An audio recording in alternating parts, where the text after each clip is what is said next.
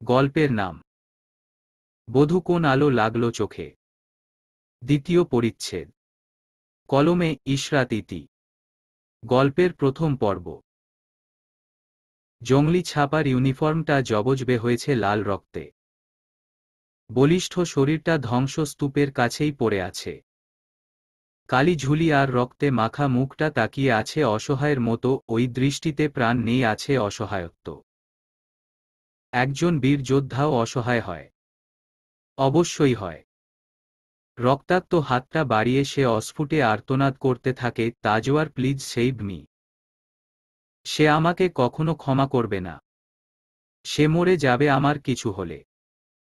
কথাগুলো কর্ণকুহরে বারংবার প্রতিধ্বনিত হয়, হতেই থাকে। মস্তিষ্কে আলোড়ন তোলে। ঘুম ভেঙ্গে ধরফরিয়ে উঠে বসে সে। ঘন ঘন নিঃশ্বাসের সাথে কয়েকটা ফাঁকা ঢোক গিলে এলোমেলো দৃষ্টিতে ঘরের চতুর্দিকে তাকায়। গলা শুকিয়ে কাঠ কাঠ হয়ে গিয়েছে, জরুরি তরল পানীয়ের প্রয়োজন। হাত মুষ্টিবদ্ধ করে একটা লম্বা নিঃশ্বাস নিয়ে নেয়। কিছুটা সময় নিয়ে নিজেকে ধাতস্থ করে বেড সাইডের টেবিল ল্যাম্প জ্বেলে দেয় সে। ট্রিম কাট দেওয়া চুলের ঘাড়ের দিকটায় হাত বোলাতে বোলাতে বিছানা থেকে নামে। উদম শরীরে বিন্দু বিন্দু ঘাম জমেছে।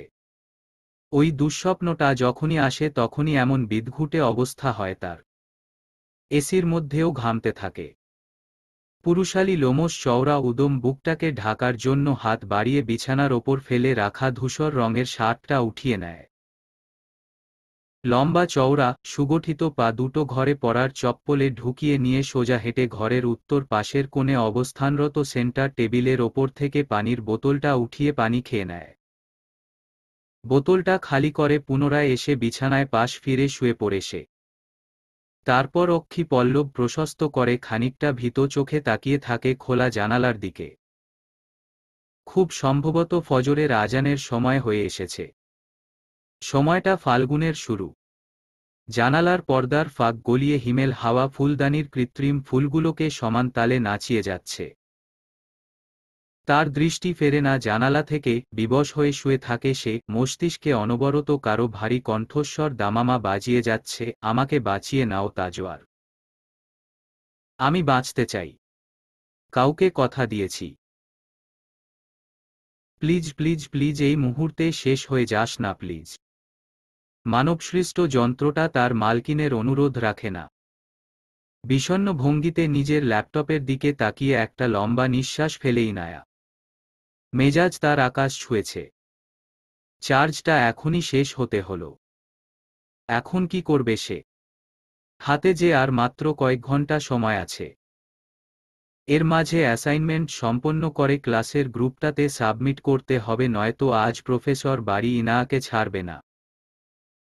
আজ প্রফেসর বাড়ি ইসমাম মির্জার একমাত্র কন্যা এবং সামিন ইয়াসার মির্জার একমাত্র ভাতিজি ইনায়া মির্জাকে শ্রেণীভর্তি কতগুলো স্টুপিডের সামনে নাকানি চোবানি খাইয়ে ছাড়বে। সাথে আছে ক্লাস প্রেসিডেন্ট। কে জানে এই প্রফেসর বাড়ির সাথে ইনায়ার কোন জন্মের শত্রুতা। সবসময় ইনায়াকে এক হাত দেখে নিতে প্রস্তুত থাকে সে। বুড়ো ভাম একটা। কপালের ওপর অযথাই বিরক্ত করতে থাকা চুলগুলোকে ঠেলে কানে গুজে দিয়ে সে উঠে দাঁড়ায়। এক ক্লাস স্টুডেন্টের সামনে প্রফেসর বাড়ির মতো খরুস মানবের কটু কথা শোনার দুশ্চিন্তায় তার ভ্রু যুগল কুঁচকে যায় আপনা আপনি। এখন আপু অথবা ভাইয়ারাই তার ভরসা। বাঁচিয়ে নেবে তাকে কোনোভাবে। কিন্তু কার কাছে যাবে সে? আপু বাড়িতে নেই, সম্ভবত মর্নিং ওয়াকে বেরিয়েছে। আর ইনায়ার সাহস নেই এই সাত সকালে মেজ দাদানকে ডেকে তোলার, ওই বাঘের গুহায় অসময়ে হানা দিলে ইনায়া আস্ত থাকবে না। ডান হাতের এক থাবায় ইনায়া শেষ। সেদিনের গাঁটটায় ইনায়ার মাথার এক সাইড ফুলে গিয়েছিল। মেজ দাদানকে অসম্ভব ভালোবাসলেও ইনায়া খুব মঝে চলে। আপাদমস্তক একটা পাগলা লোক।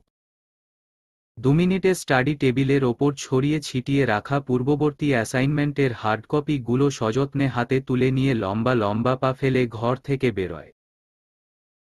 ঘর থেকে বেরোনোর আগে ওড়নাটাকে ভালো করে গায়ে পেঁচিয়ে নিতে ভোলে না ইনায়া।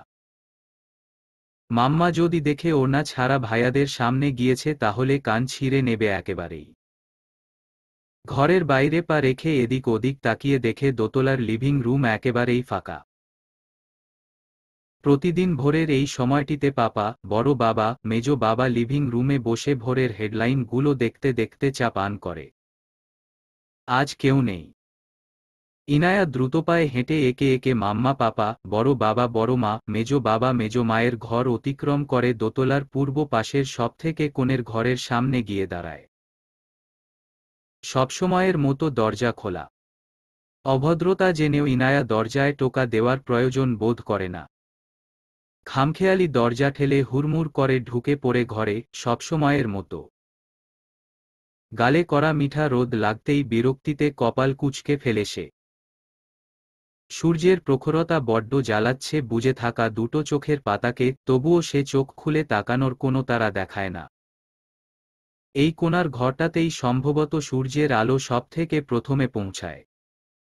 সে চোখ বন্ধ করেই থাকে, যেন খামখেয়ালি চোখ দুটো বুজে আছে। দুটো চোখের আশেপাশের পেশি টনটন করছে এখন। ভোর রাতে ঘুম ভেঙে যাওয়ার পরে 1 সেকেন্ডের জন্যেও ঘুমের হদিস পায়নি দুটো চোখ। জানালার পর্দা পুরোটা সরিয়ে দিয়ে ইনায়া মাথা ঘুরিয়ে পুরো ঘরটাকে একবার পর্যবেক্ষণ করে নেয়। চেয়ারের ওপর সেই সাদা রঙের পাঞ্জাবিটা অবহেলার সাথে ফেলে রাখা, যেটা ওই বিছানায় শুয়ে থাকা লোকটা গতকাল গায়ে চাপিয়ে সভায় গিয়েছিল। ট্রেডমিলটা ঘরের মাঝামাঝি এনে রাখা, ডাম্বেল আর বারবেল গুলো একটা টেকনাফ আরেকটা তেতুলিয়া। কম্পিউটার টেবিলের ওপর কফির 3টা মগ জমা হয়েছে। পুরো অগোছালো অবস্থা। এই ঘরটাকে ইনায়ার কাছে একটা শোবার ঘর কম, জিম বেশি মনে হয়। ইনায়া হাতের কাগজগুলো রেখে ঘর গোছাতে আরম্ভ করে দেয়। গোছাতে গোছাতে রাগী গলায় বলতে থাকে, 30 বছরের একজন ভদ্রলোকের ঘর এটা। না, 31 বছরের একজন ভদ্রলোকের ঘর এটা। আজ আমার 31 বছর পূর্ণ হয়েছে ইনু। বিছানায় শুয়ে শুয়ে ঘুম ঘুম ভারী কণ্ঠে বলে ওঠে সে। ইনায়া জিভ কেটে ভাইয়ের দিকে তাকিয়ে আছে। তো এটাই হচ্ছে সাত সকালে কাউকে লিভিং রুমে না পাওয়ার কারণ। ভাইয়ার জন্মদিনের আয়োজন নিয়ে ব্যস্ত সবাই। ইনায়ার মাথা থেকে বেরিয়ে গিয়েছিল আজকের তারিখটা। আর সে প্রাণপ্রিয় বড় দাদানের জন্মদিনটা পর্যন্ত ভুলে বসে আছে। ইনায়ার প্রচণ্ড রাগ হয় নিজের ওপর, রাগ হয় প্রফেসর বাড়ির ওপর। তার চক্করেই ইনায়ার স্মৃতিভ্রষ্ট হয়েছে। এখন ইনায়া কি করবে? সে যে তারিখটা ভুলে গিয়েছিল এটা সে কিছুতেই বড় দাদানকে বুঝতে দেবে না। দাদান যদি কষ্ট পায়। ইনায়া একটা চোরা হাসি হেসে কাচুমাচু ভঙ্গিতে বলে ওঠে, শুভ জন্মদিন বড় দাদান। চোখ মেলে বোনের দিকে তাকায় সে, ঠোঁট বাঁকিয়ে স্মিত হাসি হাসে। জবাবে কিছু না বলে গায়ের ওপর থেকে কমফোর্টার সরিয়ে হাই তুলে ভারী গলায় গমগম করে ওঠে, এত সকাল সকাল কোত্থেকে চলে আসিস বলতো জ্বালাতে। ইনায়া বিছানা গোছাতে গোছাতে বলে, একটা ভাবি নিয়ে এসো। তাহলে আর জ্বালাতে আসব না। বলিষ্ঠ শরীরের প্রশস্ত বুকের সাথে ধূসর রঙের শার্টটা অগোছালো ভাবে লেপ্টে আছে। পোর খাওয়া শরীরটা একটু নেড়েচেড়ে আড়মোড়া ভেঙে বারান্দায় চলে যায় সে। ইনায়া পেছনে থেকে বলে ওঠে, এভাবে এড়িয়ে গেলে তো চলবে না দাদান। জানো মেজো মা রোজ কথাটা তোলে, তুমি এড়িয়ে যাও। বড্ড বেশি বাড়াবাড়ি করছো তুমি। 31 বছর হয়ে গিয়েছে। তুমি বুড়ো হয়ে যাচ্ছ দাদান। বেলকনিতে পেশিবহুল হাতে গ্রিল আকরে ধরে দাঁড়িয়ে থাকা মানুষটা বাইরের দিকে তাকিয়ে নিশ্চুপ হাসে। বোনের কথার জবাব দেয় না সে। ইনায়া কিছুক্ষণ দাঁড়িয়ে থেকে বলে ওঠে, জন্মদিনে কোনটা খাবে? কি রাঁধব? আজ আমি তোমার জন্য একটা ডিশ রাঁধব। বড় মা ইতিমধ্যে রান্না করে ফেলেছে আমার পছন্দের খাবার, আমি জানি। তুই যা। এসেছিলি কেন? উইশ করতে। মিথ্যাটা বলতে গিয়ে ইনায়ার কণ্ঠরোধ হয়ে আসে। পর পর বলে ওঠে, আর এসেছি অ্যাসাইনমেন্ট করার জন্য তোমার ল্যাপটপটা নিতে। তোমার ল্যাপটপটা চাই কিছুক্ষণের জন্য। দেবে, নিয়ে যা, সাথে সাথে জবাব দেয়। বোনদের জন্য তার কাছে কোনো না নেই। ইনায়া হাসি মুখে ল্যাপটপ তুলে নেয়, তারপর দাদানের দিকে এক পলক অপরাধীর মতো তাকিয়ে চলে যায়। বিছানার পাশের ছোট টেবিলের ওপর যান্ত্রিক আওয়াজ করে যাচ্ছে মোবাইল ফোনটা। ঘাড় ঘুরিয়ে সেদিকে তাকিয়ে সে এগিয়ে যায়। এই তো সবে শুরু। আজ ফোন কল রিসিভ করতে আলাদা একজন লোক দরকার পড়বে তার। কলটা রিসিভ করে কানে ধরতেই ওপাশ থেকে অচেনা পুরুষালী গলায় কেউ বলে ওঠে, হ্যালো। আসসালামু আলাইকুম। ওয়ালাইকুমুস সালাম। ওপাশ থেকে লোকটা বলে, আমি কি ইহান তাজওয়ার মির্জার সাথে কথা বলছি? এপাশের মানুষটি ভারী এবং দৃঢ় কণ্ঠে বলে ওঠে, জি, আপনি ইহান তাজওয়ার মির্জার সাথেই কথা বলছেন। ইনায়া ল্যাপটপটা বিছানার ওপর ফেলে রেখে তড়িঘড়ি করে নিজের ফোনটা হাতে তুলে নেয়। ফোনের চার্জও শেষ। হাতের ওয়াচটার পাওয়ার বাটনে ক্লিক করে সচল করে দ্রুত আঙুল চালিয়ে বোনের নাম্বার ডায়াল করে কল দেয়। কিছুক্ষণ রিং হবার পরে ওপাশ থেকে কেউ কলটা রিসিভ করতেই ইনায়া তাড়াহুড়ো লাগিয়ে বলতে থাকে, হ্যালো আপু। আজ বড় দাদানের জন্মদিন। আমি একদম ভুলে বসে আছি। তুমিও মনে রাখলে না। কোথায় তুমি? ওপাশ থেকে কেউ সুমিষ্ট গলায় বলে ওঠে, কামিং। বাক্যটা আওড়ে কল কাটে সে। ইনায়া ওয়াচটা যথাস্থানে রেখে আয়নার দিকে ঘুরে তাকায়। নিজের গোলগাল নাদুস নুদুস সুশ্রী মুখের দিকে সরু চোখে তাকিয়ে বলতে থাকে, আমি হচ্ছি ইনায়া মির্জা। এই মির্জা বাড়ির সবথেকে ছোট আর আহ্লাদী সদস্য। Biological daughter of Ismam Mirza and Rukaya Pori. এ বাড়ির কর্তা সামিন ইয়াসার মির্জা এবং ইলহাম মির্জার ছোট আম্মা আমি, সোনামা আমি, বড় মা এবং মেজ মায়ের দুই ভাইয়ের কাছে সবথেকে মূল্যবান আদরের আমি, বড় আপুর কাছে সবথেকে স্নেহের মানুষটা আমি। এছাড়াও আরও একটা পরিচয় আছে, আমি হচ্ছি একবিংশ শতাব্দীর মধ্যবর্তী সময়ের একটা ইউনিক বলদ, যে নিজের প্রাণপ্রিয় বড় দাদানের বার্থডে ডেট মনে রাখে না। সে মনমি। কথাগুলো বলে ফোঁস শব্দ করে একটা নিঃশ্বাস ফেলে ইনায়া। তার অ্যাসাইনমেন্টের কথা বেমালুম ভুলে গিয়েছে সে। মাথায় এখন একটা কথাই ঘুরছে, বড় দাদানের বার্থডে গিফট।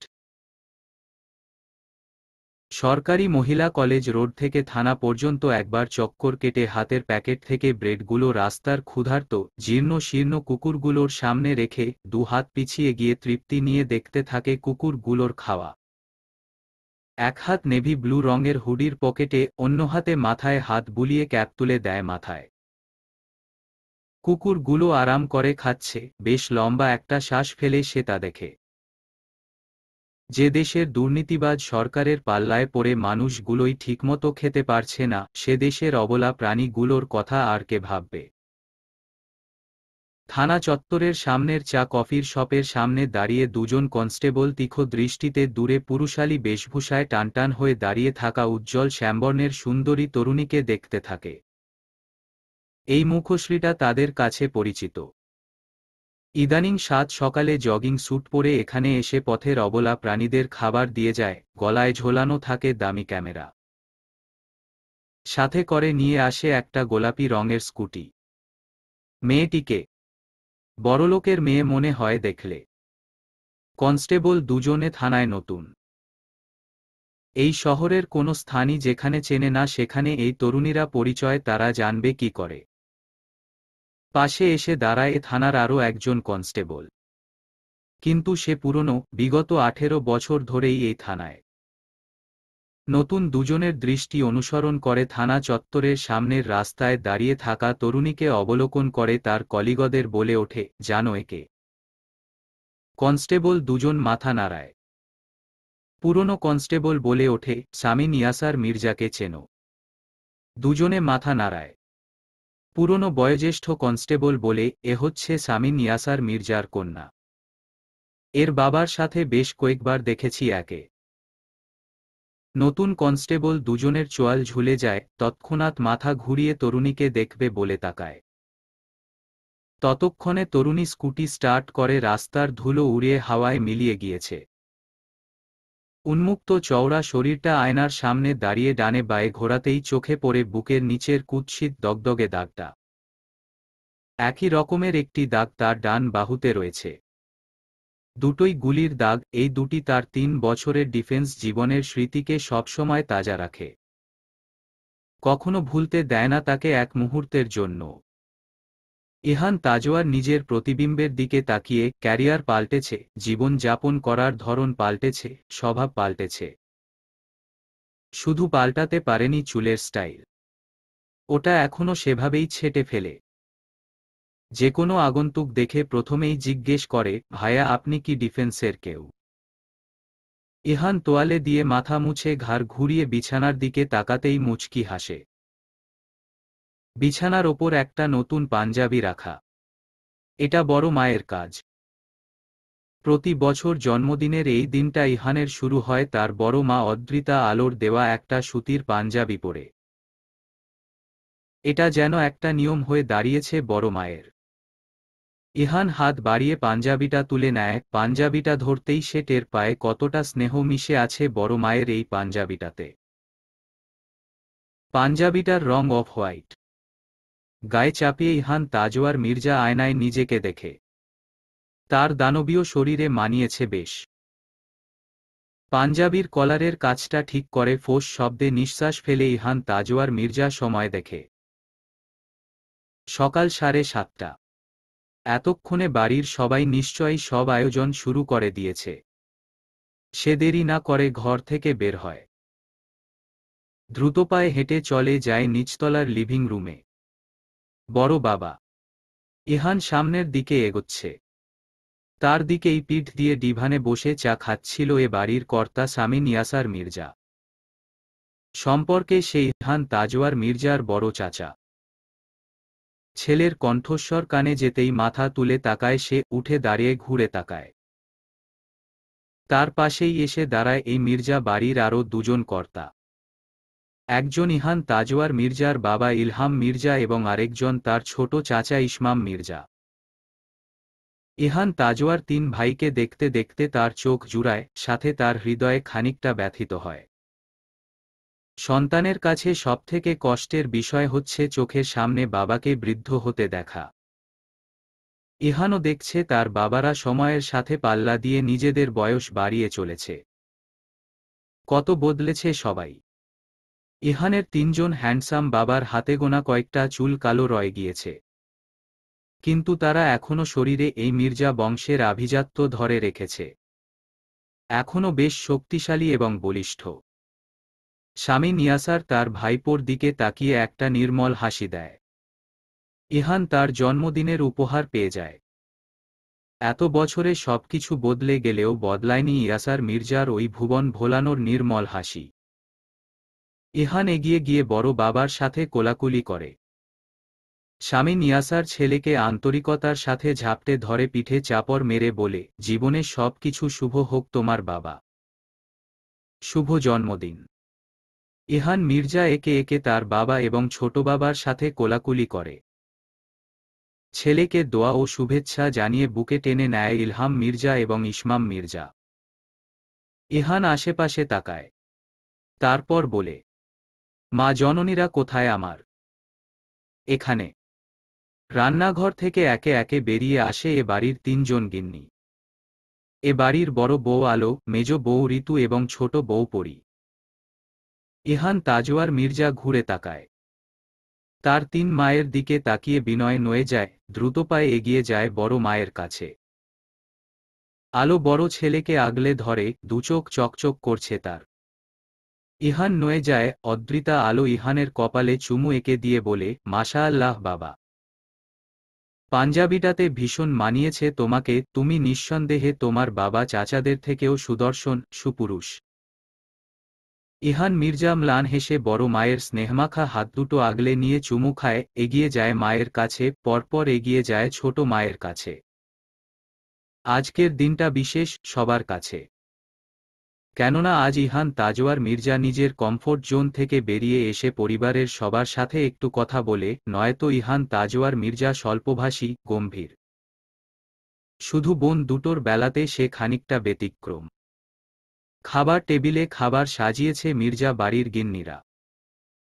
খেতে বসেছে সামিন ইয়াসার, ইসমাম মির্জা, ইলহাম মির্জা এবং ইহান তাজওয়ার।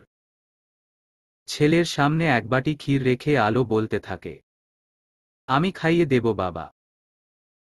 ইহান ম্লান হাসে, ভারী গলায় গমগম করে, আমাকে তুমি এখনো 8 বছর বয়সী ইহানের মতো ট্রিট করো বড়মা। আর ইনু আজ বলল আমি বুড়ো হয়ে যাচ্ছি। তুমি গায়ে বেড়েছ। আমি তোমার দিকে তাকালে আমার ছোট ইহানকেই দেখি, যে তার বড় মায়ের ন্যায়টা ছিল। খেতে খেতে হাত স্থির হয় সামিন ইয়াসারের। মাথা তুলে এদিক ওদিক তাকিয়ে ইলহাম মির্জার স্ত্রী ঋতুকে বলে ওঠে, সে কই? ঋতু চোখ মুখ খিচিয়ে ভাসুরকে নালিশ দেওয়ার মতো করে বলে, কাল নাক ফাটিয়ে এসেছে। রাত 2টো কি 3টে হবে। কিছু জিজ্ঞেস করার আগেই রক্তাক্ত নাক নিয়ে ঘরে ঢুকে আমার মুখের ওপর দরজা লাগিয়ে দিল। কত করে বলি আপনাকে ভাইয়া ছেলেটাকে চাপ দিন, ও আপনাকে ছাড়া কাউকে মানে না। এখন বাড়াবাড়ি হয়ে যাচ্ছে। ইহান তাজওয়ার সহ ইলহাম মির্জা এবং ইসমাম মির্জার চামচের টুং ঠাং আওয়াজ থেমে যায়। ইলহাম মির্জা বউয়ের মুখে ছোট ছেলের কীর্তি শুনে চোখ মুখ বিকৃত করে। সামিন ইয়াসার হাসে, ঋতুকে আশ্বস্ত করে বলে, ও ইরফান মির্জা। মির্জা বাড়ির ছেলে ঋতু। বাড়াবাড়ি করলেও লিমিটের মধ্যে থেকে করবে। তুমি টেনশন করো না, আমি বুঝিয়ে বলবো। তারপর ইসমাম মির্জার দিকে তাকিয়ে সামিন ইয়াসার বলে, অ্যাঙ্গার ম্যানেজমেন্ট একাডেমির প্রফেসর তোর বন্ধু না? ইসমাম মির্জা হ্যাঁ সূচক জবাব দিতেই সামিন ইয়াসার বলে ওঠে, অ্যাপয়েন্টমেন্ট চাই। বলবি ইয়াসার মির্জা কথা বলতে চায়। পারবি না তুই প্রেরণা। আমি তোকে বারবার বলছি, একা একা শুদ্ধকে বড় করতে পারবি না তুই। তুই আমার প্রস্তাবে রাজি হয়ে বিয়েটা করে নে। সাদাতকে বিয়েটা কর। আমি চাই না তোর জীবনটা এভাবে কাটুক। বসার ঘর থেকে ভেসে আসা মুবিনার কথাগুলো নিজের ঘরে বন্ধ দরজার এপাশ থেকে শুনছে প্রেরণা। তার হাতে ফোনের স্ক্রিনে মৃত স্বামীর ছবিটাতে তার দৃষ্টি নিবন্ধ। মনে মনে অনেক কিছুই বলে ওঠে, এটাই চেয়েছিলেন আপনি। ঠিক এতটা মানসিক যন্ত্রণা দিতেই আপনি আমাকে ছেড়ে চলে গিয়েছেন। খুশি হয়েছেন। খুশি হয়েছেন শাওকাত ওয়াসিত। বাক্যগুলো মনে মনে আওড়ালেও গলা ধরে আসে তার। ধীরে ধীরে ডান হাতে একবার ছবিটা ছুঁয়ে দিয়ে ফোনটা অফ করে দেয়। তারপর আয়নার সামনে দাঁড়ায়। বন্ধ দরজার আড়ালে সে নিজেই নিজেকে সান্ত্বনা দিয়েছে শাওকাতের মৃত্যুর পর থেকে প্রতিটা দিন। কখনো অন্য কারো প্রয়োজন পড়েনি। আজও সে তার প্রতিবিম্বের দিকে তাকিয়ে বলে, তোর কাউকে লাগবে না প্রেরণা। বসার ঘরে মুবিনা শরীফ বসে আছে। মুখোমুখি সোফায় বসে আছে তার ভাইজি প্রেরণার 5 বছরের ছেলে শুদ্ধ। হাতে একটা খেলনা রোবোকার। এইমাত্র তার নানির কাছ থেকে গিফট পেয়েছে সে। ভীষণ উচ্ছ্বসিত সে, রোবোকারকে সচল করে ইনস্ট্রাকশন দিচ্ছে। মুবিনা কিছুক্ষণ বসে থেকে উঠে দাঁড়ায়। ভাইঝির ছেলের মাথায় হাত বুলিয়ে দিয়ে পার্স হাতে তুলে নেয়। ওখানেই দাঁড়িয়ে চেঁচিয়ে বলে ওঠে, ভাব, তোকে সময় দিলাম আমরা। আশা করছি হ্যাঁ বোধক উত্তর পাবো তোর থেকে। আজ চললাম। প্রেরণা শুনছে তার ফুপির কথা, কিন্তু সে ঘর থেকে বের হয় না। যেভাবে আয়নার সামনে দাঁড়িয়ে তার প্রতিবিম্বের দিকে তাকিয়ে ছিল ঠিক সেভাবেই তাকিয়ে থাকে দীর্ঘক্ষণ। নিজেকে খুঁটিয়ে খুঁটিয়ে দেখছে সে। শুদ্ধ জন্মানোর পরে ওজন বেড়ে গিয়ে দাঁড়িয়েছিল প্রায় 67 কেজিতে। এখন ওজন নেমে দাঁড়িয়েছে 52 কেজিতে। প্রেরণার শীর্ণকায় শরীর এবং ছোটখাটো উচ্চতা দেখে কোনো আগন্তুক মানতে চাইবে না তার বয়স 29-এ গিয়ে ঠেকেছে। সেদিন শুদ্ধর স্কুলে একজন অভিভাবক প্রেরণাকে সরাসরি জিজ্ঞেস করে বসে, আপনি শুদ্ধর বড় আপু? প্রেরণা বেশ কয়েকবার এমন বিব্রতকর পরিস্থিতির শিকার হয়েছে। নিজের চেহারার তারুণ্য মুছে ফেলতে একটা সৌন্দর্য ক্রিম এখন আর লাগায় না গালে। তবু ফর্সা রঙের গাল দুটো থেকে লাবণ্যতা সরছেই না। বাড়িতে প্রেরণার ফুপি মুবিনার অনুপস্থিতি নিশ্চিত করে ঘর থেকে বেরিয়ে আসে। বিগত ২০ মিনিট ধরে পুশ আপ দিয়ে যাচ্ছে মেঝেতে। টপটপ করে শরীর থেকে ঘাম ছুটে গড়িয়ে পড়ছে। মাঝে মাঝে নিঃশ্বাসের শব্দ তীব্র হয়। সে থামে না, থামবার নাম নেই। হঠাৎ দরজায় ঠকঠক আওয়াজ হয়। ওপাশ থেকে প্রেরণা মিহি স্বরে বলে ওঠে, ভাই আমি। প্রীতম থেমে যায়। একটা ঘন প্রশ্বাস ফেলে উঠে দাঁড়ায়। ট্রেডমিলের ওপর থেকে তোয়ালেটা নিয়ে মুখের ঘাম মুছতে গিয়ে মৃদু আর্তনাদ করে ওঠে, আউচ। সে ভুলেই গিয়েছিল তার মুখে ক্ষত। এক ঢোকের সাথে যন্ত্রণা গিলে ফেলে সে স্বাভাবিক গলায় জবাব দেয়, ২ মিনিট আপু। ২ মিনিটে নিজের নগ্ন শরীর ঢেকে নেয় একটা ব্ল্যাক ফুলো স্লিভ টি শার্টের নিচে। বোতল উঠিয়ে খড়খড়ে গলাটাকে ভিজিয়ে নিয়ে গিয়ে দরজা খুলে দেয়। প্রেরণা ভেতরে ঢোকে। প্রীতমের দিকে তাকিয়ে বলে, প্রণমীকে মিস জেনির সাথে ছাদে পাঠিয়েছি। তোকে ইনফর্ম করলাম। চেঁচামেচি শুরু করে দিস না। আমি ফিশ মার্কেট যাচ্ছি। প্রীতম ধীরস্থির জবাব দেয়, চলো আমিও যাই তোমার সাথে। প্রেরণা ভাইয়ের দিকে কিছুক্ষণ তাকিয়ে থেকে তার থুতনিতে হাত রেখে ক্ষতটা ভালো করে দেখে একটা একটা করে বেশ কয়টা দাগ বসিয়ে ফেলেছে সুদর্শন এই মুখটাতে। ভীষণ চোখে বিঁধছে দাগগুলো। সদ্যজাত ক্ষতটাকে ভালো করে পর্যবেক্ষণ করে সে, তারপর বলে ওঠে, তুই কি পাল্টা আঘাত করেছিলি? প্রীতম হ্যাঁ সূচক মাথা নাড়ায়। স্পষ্ট স্বরে বলে, আমিও ঘুষি দিয়েছি। নাক বরাবর। শুরুটা তো ওই ছেলেটাই করেছিল তাই না? হ্যাঁ। শুরুটা ওই করে সবসময়। তুমি এসব কেন জানতে চাইছ? কারণ আমি ওই ছেলেটার বড় ভাইয়ের কাছে বিচার নিয়ে যাব আজ। প্রীতমের ভ্রু কুঁচকে যায়। প্রেরণা খুবই শান্ত।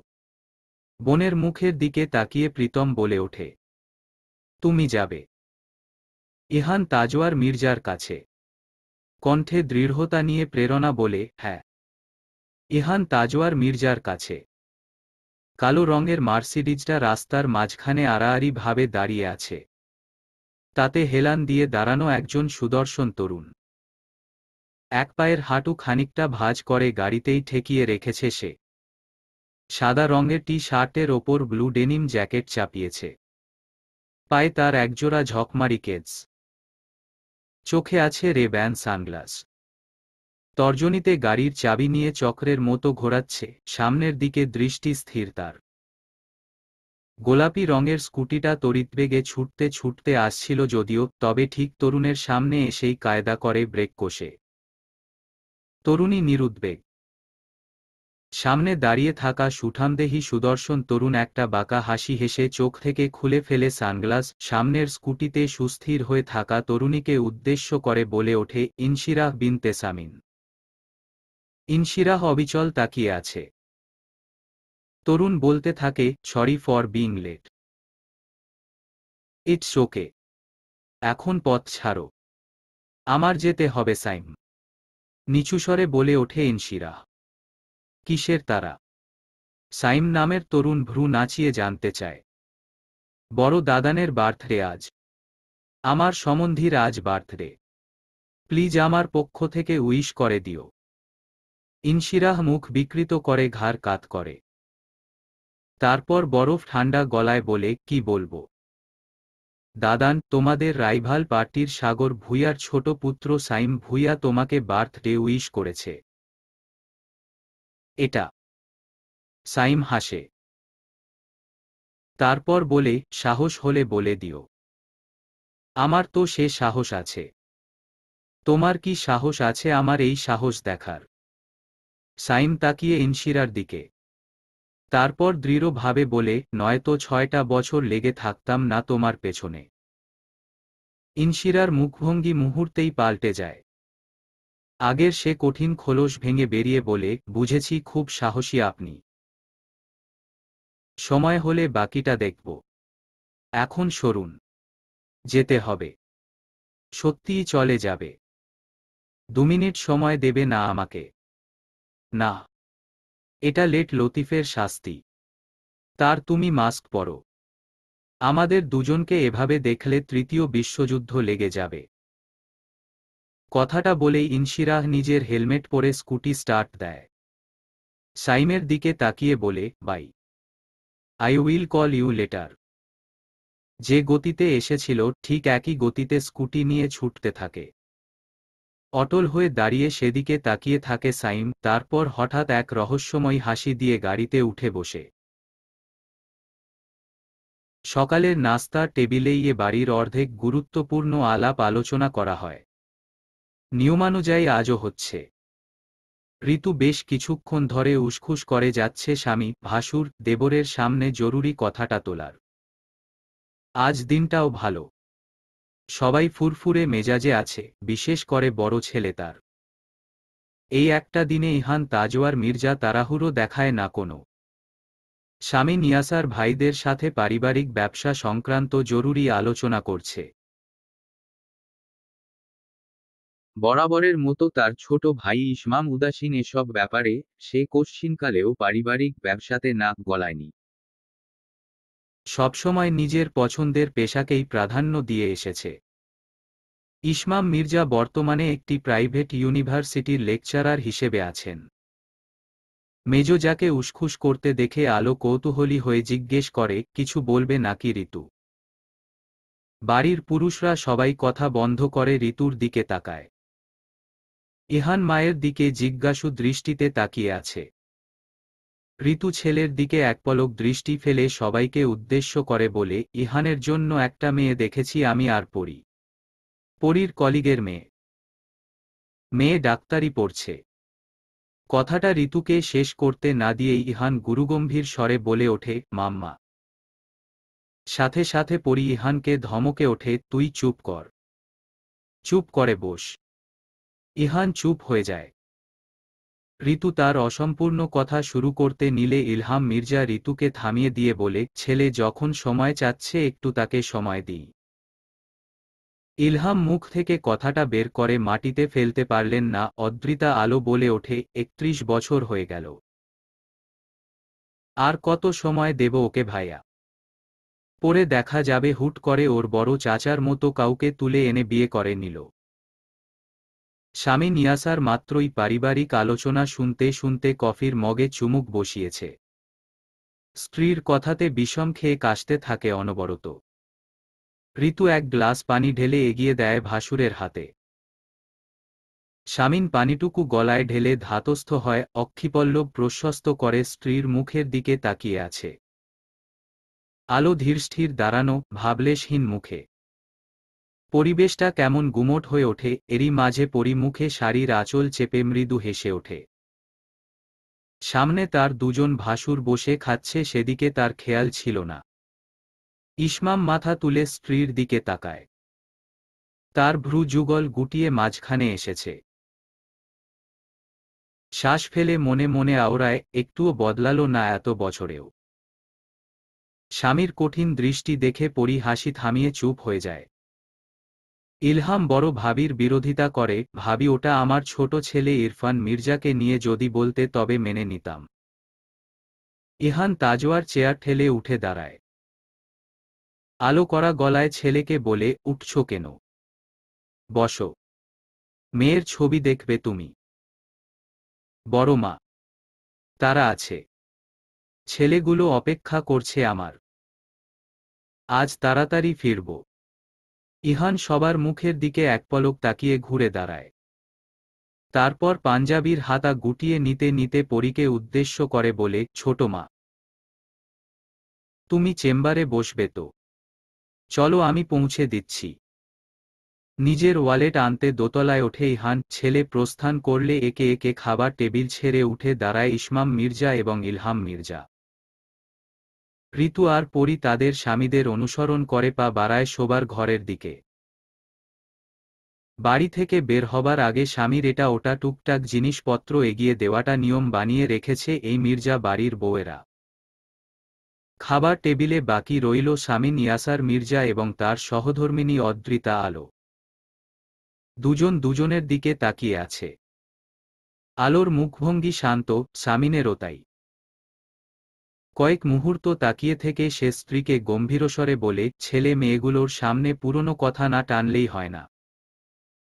রীতিমতো আমার সম্মান ধরে টান মারো আছিয়া।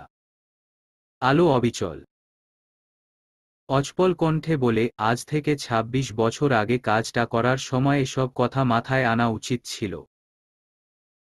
স্বামীন তর্ক বাড়ায় না, অঘোষিত মৌখিক যুদ্ধে হার তার নিশ্চিত, তাই সে পরিশ্রম বাঁচিয়ে অগ্রিম হার মেনে উঠে দাঁড়ায়। শুধু অস্ফুট স্বরে বলে, অফিসে ব্যস্ততা আছে, কিছু লাইসেন্স রিনিউ করাতে হবে। এদিকটা সব গুছিয়ে দিয়ে যাব। লোকবল আসবে। এতিমখানাগুলোতে প্রথমে যাবে খাসিগুলো। সামলাতে পারবে না। ২৬ বছর ধরে আস্ত ইয়াসার মির্জাকে সামলে এসেছি। এখন ভরসা করা বা না করা আপনার বিবেচ্য বিষয়। টেবিল গোছাতে গোছাতে পাল্টা জবাব দেয় আলোর। স্বামী ইয়াসার আর একটা শব্দও বাড়ায় না। হেলে দুলে সিঁড়ির দিকে পা বাড়ায়, বিড়বিড় করে আওড়ায়, সংসার সুখের হয় পুরুষের গুণে, চুপচাপ সে যদি বউয়ের খোটা শোনে। কিছু বললেন মেয়র সাহেব? না না, কানে ইদানিং বেশি শুনছ আছিয়া।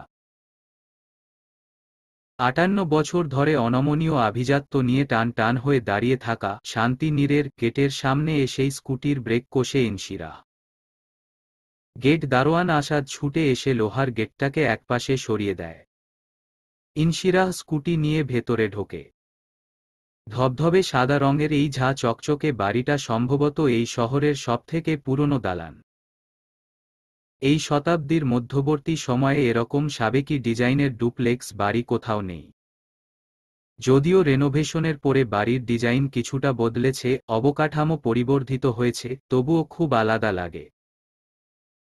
পার্কিং হাউজে স্কুটিটাকে না ঢুকিয়ে পোর্চের সামনে এনে দাঁড় করাই ইনশিরা। এরপর বেশ তাড়াহুড়ো করে নামে, প্রথমেই স্কুটির ব্যাকপার্ট উঠিয়ে সেখান থেকে একটা সিল্কের সাতরঙা স্কার্ফ ওড়না বের করে গলায় পেঁচিয়ে নেয়। ইনশিরাহ জানে, এটা না পেঁচিয়ে অন্দরমহলে পা রাখার সাথে সাথে তার ঝাঁসিকি রানী মাতারানী অদ্রিতা আলো, ওয়াইফ অব স্বামীন ইয়াসার মির্জা বজ্রপাতের ন্যায় তার ওপর আছড়ে পড়বে, চুলের মুঠি ধরে বলবে, এই তোর ওড়না কই। তাই সুবোধ তরুণীরা মতো আগেভাগেই ইনশিরাহ ফাঁসি দিয়ে নেয় গলাতে। এ বাড়িতে গরমে রে যাও অথবা বেঁচে থাকো। ইনশিরাহ আর ইনায়া ওড়না রেখে হাঁটতে পারবে না। গলায় ফাঁস লাগিয়ে ইনশিরাহ হাতে তুলে নেয় একটা শপিং ব্যাগ, যেটাতে আছে বড় দাদানের জন্য গিফট। ফিশ মার্কেট থেকে ফিরেই প্রেরণা গোসল সেরে নেয়। তার দৈনন্দিন জীবনের সবচেয়ে অপছন্দের কাজ হচ্ছে ফিশ মার্কেট যাওয়া, সপ্তাহে ৪ দিন। এছাড়া কোনো উপায় নেই তার, মাছগুলো বেছে বেছে তাকেই কিনতে হবে।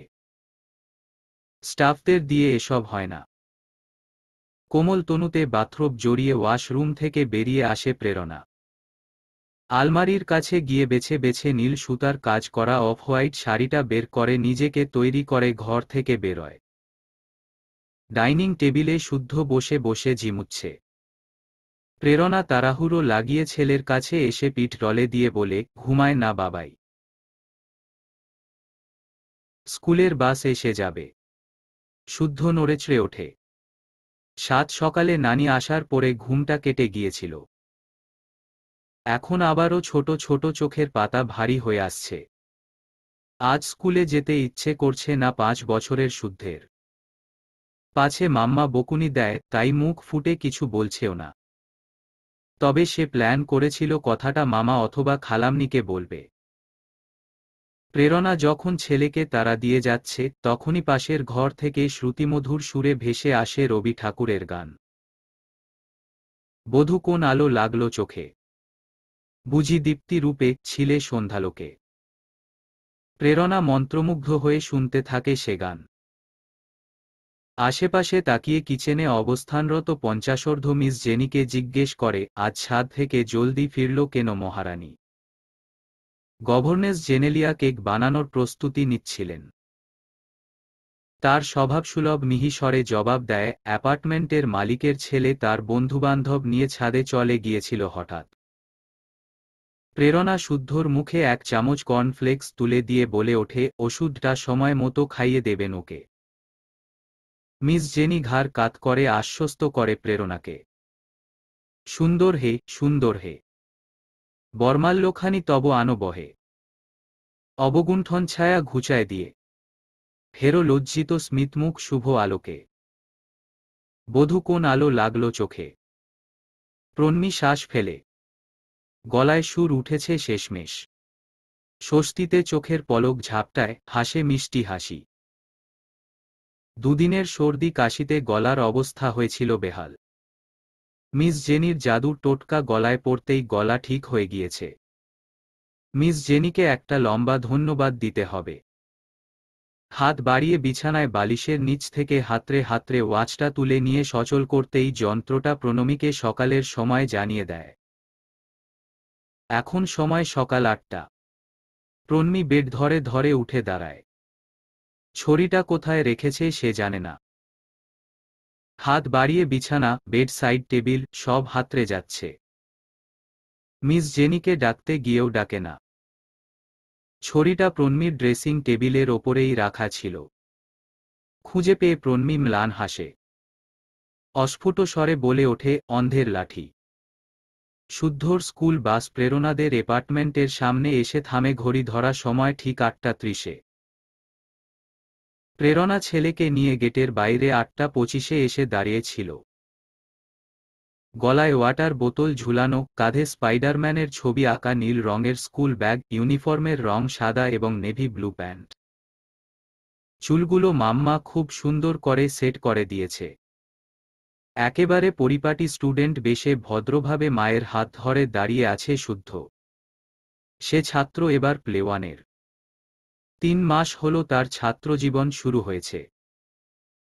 মোটামুটি কাছেই একটা নামকরা ইংলিশ মিডিয়াম স্কুলে ভর্তি করা হয়েছে তাকে। স্কুলের বাস এসে থামে। শুদ্ধের নবাগত বন্ধুরা সবাই বাসের জানালা দিয়ে উকি দেয়, হাত নেড়ে শুদ্ধকে গুড মর্নিং জানাচ্ছে। শুদ্ধ চুপচাপ এগিয়ে যায় বাসের দিকে।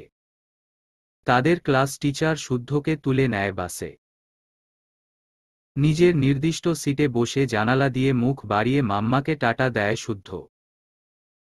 প্রেরণা ছেলেকে হাসি মুখে বিদায় জানিয়ে ঘুরে দাঁড়ায়। হাতে বেশি সময় নেই, আজ অনেক কাজ। ত্রস্ত পায়ে গিয়ে লিফটের বাটন টিপে দাঁড়িয়ে অপেক্ষারত অবস্থায় আজকের দিনের সময়সূচি ভাগ করে নেয়। সুতির শাড়িটার আঁচল সেই কখন তার ডান কাঁধ থেকে খসে পড়েছে খেয়াল করেনি প্রেরণা। লিফটের দরজা খুলতেই ব্যস্ত ভঙ্গিতে ভেতরে পা বাড়াতেই থমকে যায় সে। লিফটে দাঁড়িয়ে আছে অ্যাপার্টমেন্টের মালকিনের একমাত্র ছেলে রাদীপ। প্রেরণার কপাল কুঁচকে যায়। সে চেষ্টা করে মুখভঙ্গি স্বাভাবিক রাখার, কিন্তু তার মুখবিবরের কানায় কানায় ছেয়ে আছে অস্বস্তি। এই রাদীপ নামের 24 ছেলেটার দৃষ্টিতে সে বরাবর অন্য কিছু খুঁজে পায়। বিরক্ত লাগে প্রেরণার। রাদীপ ফুরফুরে মেজাজে প্রেরণাকে জিজ্ঞেস করে, ভালো আছো প্রেরণা আপু? হু। গম্ভীর স্বরে জবাব দেয় প্রেরণা। লিফটে রাদীপ আর সে ব্যতীত কেউ নেই। রাদীপ প্রেরণাকে দেখে যেন আকাশের চাঁদ পেয়ে যায়। কামুক দৃষ্টি ছোঁয়াতে থাকে প্রেরণার শরীরে। তার দৃষ্টি এসে থামে প্রেরণার সুডৌল কোমরে। সবসময় প্রেরণা শাড়ির আঁচল ডান কাঁধে জড়িয়ে থাকে বিধায় তার দেহের ভাঁজ অনুমান করা মুশকিল। কিন্তু আজ রাদীপ দেখে নিয়েছে। নিজের সৌভাগ্যে রাদীপ খুশি। লোলুপ দৃষ্টিতে তাকিয়ে থাকে প্রেরণার কোমরের দিকে। চোখ বন্ধ করে একটা আফসোসের নিঃশ্বাস ছাড়ে সে। ইস, কবে ওই সুগঠিত কোমর পেঁচিয়ে ধরবে তার দুহাতে। ইচ্ছে করছে এক্ষুনি এই লিফটেই ওই শাড়ির আঁচল সরিয়ে মেদহীন নরম পেটে চুমু খেতে। প্রেরণার ফর্সা গাল দুটোর মতো তার শরীরটাও নিশ্চয়ই অনেক ফর্সা। প্রেরণার অস্বস্তি বাড়তে থাকে, হঠাৎ খেয়াল আসে তার শাড়ির আঁচল ডান কাঁধ থেকে খসে পড়েছে। সাথে সাথে টান মেরে সে নিজেকে জড়িয়ে নেয়। রাদীপ লিফটের একপাশে দাঁড়িয়ে বাঁকা হাসি হাসে। মনে মনে আওড়ায়, যা দেখার দেখে ফেলেছি ডিয়ার প্রেরণা যান। সুযোগ পেলে আরও দেখব। সবটা দেখব। লিফট 9 তলায় এসে ভিড়তেই ত্রস্ত পায়ে প্রেরণা বেরিয়ে যায়। সকাল সকাল এই অস্বাভাবিক বিদঘুটে চাহনির ছেলেটাকে দেখতে পেয়ে প্রথম দফায় তার মুড নষ্ট হয়ে গিয়েছে। ঘরে ঢুকে তাড়াহুড়ো করে নিজের পার্স ব্যাগ উঠিয়ে জেনেলিয়াকে সবটা বুঝিয়ে দিতে থাকে প্রেরণা। তখনই গুটি গুটি পায়ে দরজার বাইরে এসে দাঁড়ায় প্রণমী। প্রেরণা বোনকে দেখতে পেয়ে আদেশের সুরে বলে, ভদ্র মেয়ে হয়ে থাকবি। মিসেস জেনি যা ওষুধ দেবে খেয়ে নিবি। কোথাও বেরোতে হবে না। বিকেলে ছাদে যাওয়ারও প্রয়োজন নেই। প্রণমী মুখে হাসি নিয়েই বোনকে উদ্দেশ্য করে বলতে থাকে, তাই তো। আমি অন্ধ মানুষ, বারবার ছাদে গিয়ে দেখবটাই বাকি। কথাটা বলে শেষ করতেই প্রণমী মৃদু আর্তনাদ করে ওঠে। প্রীতম বোনের কান মলে দিতে দিতে গম্ভীর স্বরে বলে, খুব কথা শিখেছ তুমি। একেবারে চড়িয়ে দাঁত ফেলে দেব। প্রণমী বলতে থাকে, অন্ধ হলে নিজেকে আর কি বলবো। দৃষ্টি প্রতিবন্ধী বলা যেতে পারে। প্রেরণা ধমকে বলে, জাগিয়ে গান বাদ। পাকা পাকা কথা বলতে হবে না। যা। মিস জেনি, ওকে নোভেল পড়ে শোনান। যান। জেনেলিয়া ঘা রকাত করে প্রণমীকে এসে ধরে। নম্র স্বরে বলে, চলো মামনি। ঘরে চলো। প্রণমী চলে যেতেই প্রীতম প্রেরণাকে বলে ওঠে, উন্নতি দেখছ ওর। থু। ট্রিটমেন্ট বাদ দেওয়া যাবে না। বলতে বলতে আঁচল ডান কাঁধে টেনে নিয়ে ব্যাগটা তুলে নেয় প্রেরণা। প্রীতম বোনকে বলে, সোজা রেস্তোরাঁয় যাবে। না। তবে ইহান তাজওয়ার মির্জার পার্টি অফিসে। আপু বাদ দাও। আমারটা আমি বুঝে নেব। এখন আর বাদ দেওয়া যাবে না ভাই।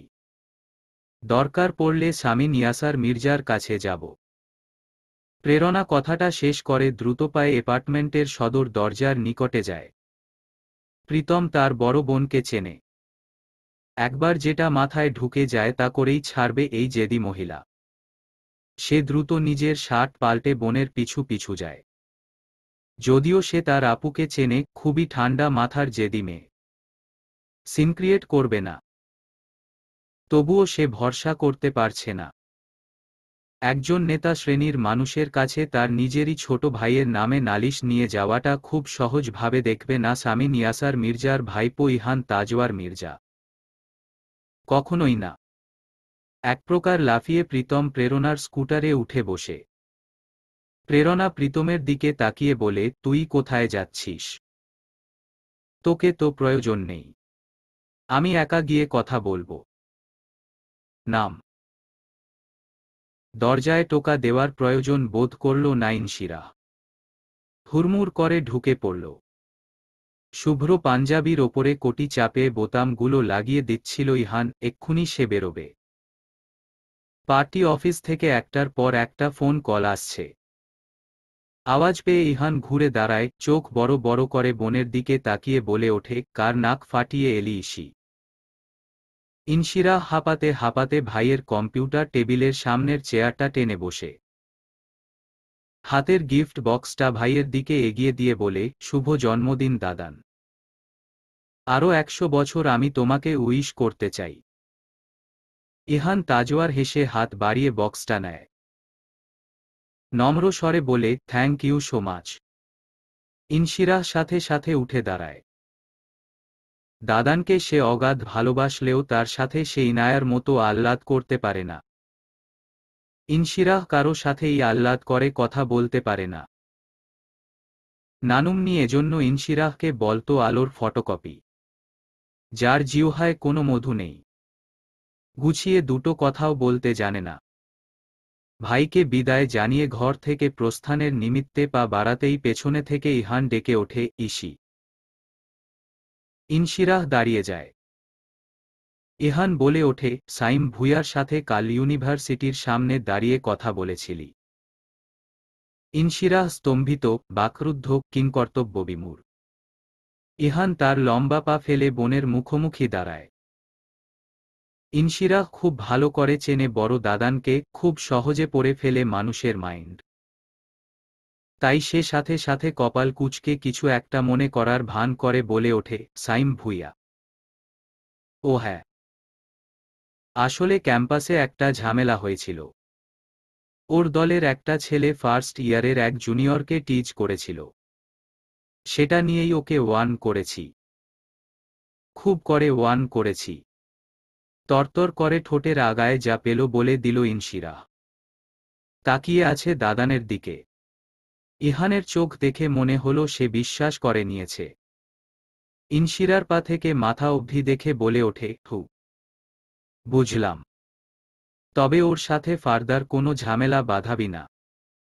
সরাসরি এসে আমাকে বলবি। বাকিটা আমি সামলে নেব। ইনশিরাহ ঘাড় কাত করে ভাইকে আশ্বস্ত করে সে তাই করবে। ইহান তাজওয়ার বোনের মাথায় স্বভাবসুলভভাবেই হাত বুলিয়ে লম্বা লম্বা পা ফেলে ঘর থেকে প্রস্থান করে। ইনশিরাহ আতঙ্কে জমে গিয়েছে। কানে বাজছে সাইমকে বলা নিজের বাক্যটা, আমার তো সাহস আছে। সত্যিই কি সাহস আছে ইনশিরার? তাহলে দাদানের সামান্য জিজ্ঞাসাবাদে এমন হাঁটু কাঁপবে কেন তার? নিজেকে জিজ্ঞাসাবাদের মুহূর্তে ইনায়া ঢুকে পড়ে ইহানের ঘরে। ঢুকেই হাঁপাতে থাকে সে বুকে হাত দিয়ে। ইনশিরার ভাবুক দৃষ্টি বোনের মুখবিবরে গিয়ে থামে। ইনায়া এদিক ওদিক তাকিয়ে স্বভাব সুলভ আতকে উঠে বলে, দাদান চলে গিয়েছে। থু, যা। গিফটটা দিতে পারলাম না যে। রাতে দিয়ে দিস। ইনায়া বোনের দিকে এগিয়ে আসে। অভিযোগ নিয়ে বলে, তুমিও মনে করিয়ে দিলে না। কেউ মনে করিয়ে দিল না। সারাক্ষণ দরজা বন্ধ করে পড়াশোনা রেখে রোমান্টিক সিরিজ দেখিস দুনিয়ার হুঁশ জ্ঞান হারিয়ে। তুই ঘরে জীবিত নাকি মৃত সেটাই তো কেউ জানি না আমরা। খাচ্ছিস আর মোটি হচ্ছিস দিনকে দিন। লাইফলেস কোথাকার। বোনকে অনর্গল কথাগুলো শুনিয়ে ইনশিরাহ চিন্তিত ভঙ্গিতে ঘর থেকে বেরিয়ে যায়। ইনায়া ইহানের স্টাডি টেবিলের ওপর গিফট বক্সটা রেখে তার আয়নায় সামনে দাঁড়ায়। আপু কি বলে গেল এই মাত্র? সে মোটি হয়ে যাচ্ছে। কি ভয়ঙ্কর কথা। সরকারি কলেজ রোডের পশ্চিমে বাগানবাড়ি পয়েন্টের ঝা চকচকে রাস্তা দিয়ে স্কুটার এগিয়ে যাচ্ছে। আর 2 মিনিটের মতো রাস্তা পেরোলেই ইহান তাজওয়ারের দলীয় অফিস। এ শহরে আসার পর প্রেরণা 5 বছরে কখনো ইহান তাজওয়ারের দলীয় অফিসে যায়নি, সামনাসামনি দেখাও হয়নি। তবে সে চেনে অফিসটা। ইহান তাজওয়ারের পার্টি অফিস বিল্ডিংয়ের সামনে রাস্তার বিপরীতে প্রতিবন্ধী কল্যাণ সমিতিতে সে বহুবার এসেছে। স্কুটার পার্টি অফিসের ঠিক সামনে দাঁড়িয়ে যায়। প্রেরণা নেমে হেলমেট খুলে নেয়। প্রীতমকে সে সাথে করে আনেনি। আগে সে কথা বলবে বলে ঠিক করে নেয়। চোখ ঘুরিয়ে আশেপাশে তাকায়। পার্টি অফিস বিল্ডিংয়ের ঠিক সামনেই একটা বিএমডব্লিউ পার্ক করে রাখা। গাড়িটা সম্ভবত নেতার। এগিয়ে গিয়ে কলাপসিবল গেইটের কাছে সিকিউরিটি গার্ডের সামনে দাঁড়িয়ে পড়ে প্রেরণা। সিকিউরিটি গার্ড শুকনো গলায় বলে ওঠে, কাকে চাই? প্রেরণা বলে ওঠে, ইহান তাজওয়ার মির্জাকে। সিকিউরিটি গার্ড প্রেরণার কাঠ কাঠ কণ্ঠস্বর শুনে খানিকটা ভরকে যায়।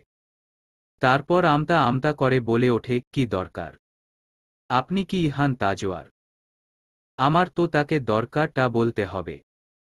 তার সাথে কথা বলতে চাই আমি। সিকিউরিটি গার্ড প্রেরণার পা থেকে মাথা পর্যন্ত একবার দেখে বলে, একটু দাঁড়ান, আমি কল করছি ভেতরে। কি নাম আপনার? প্রেরণা গলার স্বর খানিকটা উঁচু করে বলে ওঠে, প্রেরণা। আমার নাম প্রেরণা আহসান। অফিসের অভ্যন্তরে আজ দলের ছেলেরা মিলে পুরো অফিসটাকে সাজাচ্ছে। তাদের প্রাণপ্রিয় সভাপতি ভাইয়ের জন্মদিন বলে কথা। যদিও ভাই এসে অনেক রাগারাগি করেছে। ইহান সাংগঠনিক কিছু কাগজপত্র দেখছিল।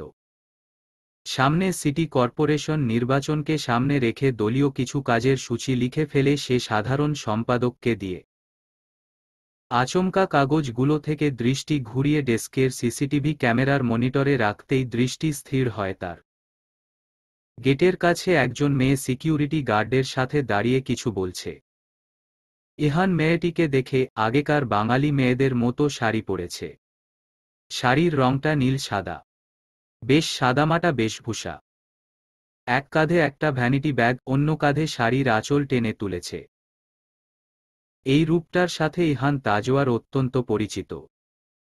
ভ্রুযুগল গুটিয়ে আসে তার। বড় মা। হ্যাঁ, একেবারেই বড় মায়ের মতো বেশভূষা। হাতের কাগজগুলোর কথা বেমালুম ভুলে ইহান তাজওয়ার মনিটরে তাকিয়ে আছে। আজকাল সাংস্কৃতিক ফাংশন ছাড়া দেশীয় মেয়েরা শাড়ি পরে নাট। এই মেয়ে কেন পড়েছে? মুহূর্তেই ইন্টারকম বেজে উঠলে ইহান মনিটরে দৃষ্টি নিবন্ধ রেখেই কলটা রিসিভ করে। ওপাশ থেকে সিকিউরিটি গার্ড বলে, ভাই। ভদ্রমহিলার পরিচয়। ভাই নাম বলছে প্রেরণা আহসান। আপনার সাথে কথা বলতে চায়। ঠিক আছে, ভেতরে পাঠিয়ে দাও। কল কাটে। ইহান মনিটরের দিকেই তাকিয়ে। ভদ্রমহিলা কলাপসিবল গেট পেরিয়ে মেইন বিল্ডিংয়ে ঢুকছে। ইহান তাজওয়ারের পাশে এসে দাঁড়ায় দলের ক্রীড়া সম্পাদক নাহিদ। মনিটর থেকে দৃষ্টি না সরিয়ে নাহিদকে শুধায়, ভদ্রমহিলাকে কোথাও দেখেছি মনে হচ্ছে, চিনিস ভদ্রমহিলাকে? নাহিদ ঘাড় কাত করে, চিন্তিত ভঙ্গিতে বলে ওঠে, হু। চিনি তো। কে? আরে ইনি তো সাদে আহ্লাদে হোটেলের স্বত্বাধিকারী। ইহান তাজওয়ার নাহিদের দিকে তাকায়। ধিমি আওয়াজে বলে ওঠে, সাদে আহ্লাদে রেস্তোরাঁর মালকিন।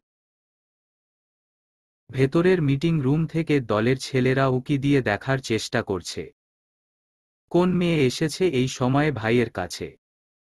অফিসে ঢুকে প্রেরণা সরাসরি ইহান তাজওয়ারের সামনে গিয়ে দাঁড়ায়। না, তার চিনতে ভুল হয়নি, সরাসরি না দেখলেও লোকটাকে সামাজিক গণমাধ্যমে প্রতিদিন দেখে। ইহান তাজওয়ার কিছুটা অবাক চোখেই তাকিয়ে আছে। একটা জিনিস তার খুব অদ্ভুত লাগছে। তার সামনে দাঁড়িয়ে থাকা ভদ্রমহিলার চোখের মণি সমুদ্রনীল। এতক্ষণ মনিটরে খেয়াল করেনি। কোনো বাঙালি মেয়ের এমন সমুদ্রের মতো নীল চোখ ইহান তাজওয়ার এর আগে দেখেনি। শুরুতেই প্রেরণা বিনয়ের সহিত সালাম দেয় ইহানকে। ইহান তাজওয়ার দ্বিতীয় দফায় স্বাভাবিক দৃষ্টি দিয়ে প্রেরণাকে দেখে নিরেট ভারী স্বরে বলে ওঠে, ওয়ালাইকুমুস সালাম। বসুন। প্রেরণা তার ডান পাশে রাখা চেয়ারটা টেনে বসে। সরাসরি তাকায় ইহান তাজওয়ারের চোখের দিকে। কয়েক মুহূর্ত পলক ফেলে প্রেরণাকে বেশ ভালো করে পর্যবেক্ষণ করে নেয় ইহান। খুব সম্ভবত মেয়েটি বয়স্যরা, তাই সঠিক বয়স ইহান অনুমান করতে পারছে না। হতে পারে 24 কি 26, আবার এও হতে পারে 29 কি 30। আপনার পরিচয়? ভারী স্বর জিজ্ঞেস করে প্রেরণাকে। আমি প্রেরণা। প্রেরণা আহসান। কাজীপাড়া রোডে থাকি। হ্যাঁ, তো বলুন আপনাকে কিভাবে সাহায্য করতে পারি? আমি এসেছি বিচার নিয়ে। অবিচল তাকিয়ে আছে প্রেরণা। বিচার? ইহান তাজওয়ার ভ্রু কুঞ্চিত করে। প্রেরণা অচপল কণ্ঠে বলতে থাকে, জি। কার নামে? আপনার ভাই ইরফান মির্জার নামে। শান্ত স্বরে বলে ওঠে প্রেরণা। ইহান তাজওয়ার মির্জা খানিকটা চমকায়। কিন্তু তার মুখভঙ্গি স্বাভাবিক। প্রেরণা নামের ভদ্রমহিলা তার চোখের দিকেই তাকিয়ে আছে। তার দৃষ্টি শান্ত, অনমনীয়। অবশিষ্ট দুটো পেইনকিলার পাতা থেকেই খসিয়ে নিয়ে পাতাটাকে বিনে ছুঁড়ে মারে ইরফান। হাত বাড়িয়ে ওয়াটার বোতল উঠিয়ে পেইন কিলার দুটো খেয়ে নেয়। রাতে বিশেষ অনুভব করেনি ব্যথাটা, এসেই ঘুমিয়ে পড়েছে। কিন্তু এখন ব্যথাটা বেশ বেড়েছে। আয়নার সামনে গিয়ে নিজের মুখটাকে দেখতে থাকে ইরফান মির্জা। মুহূর্তেই মাথায় রক্ত উঠে যায়। এরপর ওই প্রীতমকে সামনে পেলে মেরাই দেবে। একটুও ভাববে না সে। স্বভাবে মোটেও স্থির নয় মির্জা বাড়ির ছোট ছেলে এই ইরফান মির্জা, শরীরে আঘাত নিয়েও অস্থির হয়ে পায়চারি করছে, যেন অদৃশ্য কোন বস্তুর সাথে শ্যাডো বক্সিং করে যাচ্ছে। Irfan open the door. আলো দরজায় টোকা দেয়। ইরফান নাক থেকে হাত সরিয়ে তার উন্মুক্ত শরীর ঢাকতে একটা টাওয়েল তুলে কাঁধে ঝুলিয়ে নেয়। সে শুধুমাত্র একটা 3/4 প্যান্ট পরে আছে। একটা টিস্যু পেপার দিয়ে নাক চেপে ধরে গিয়ে দরজা খুলে দেয়।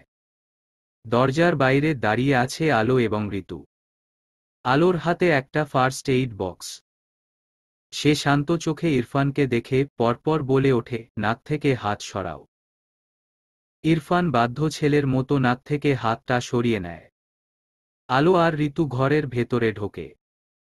ইরফানকে একটা চেয়ার টেনে বসার নির্দেশ দিয়ে আলো ফার্স্ট এইড বক্স খুলতে খুলতে বলতে থাকে, ২৬ বছরের একজন পুরুষ তুমি। তোমার এই বয়সে তোমার পাপা এক বাচ্চার বাবা ছিল, বিজনেস সামলেছে।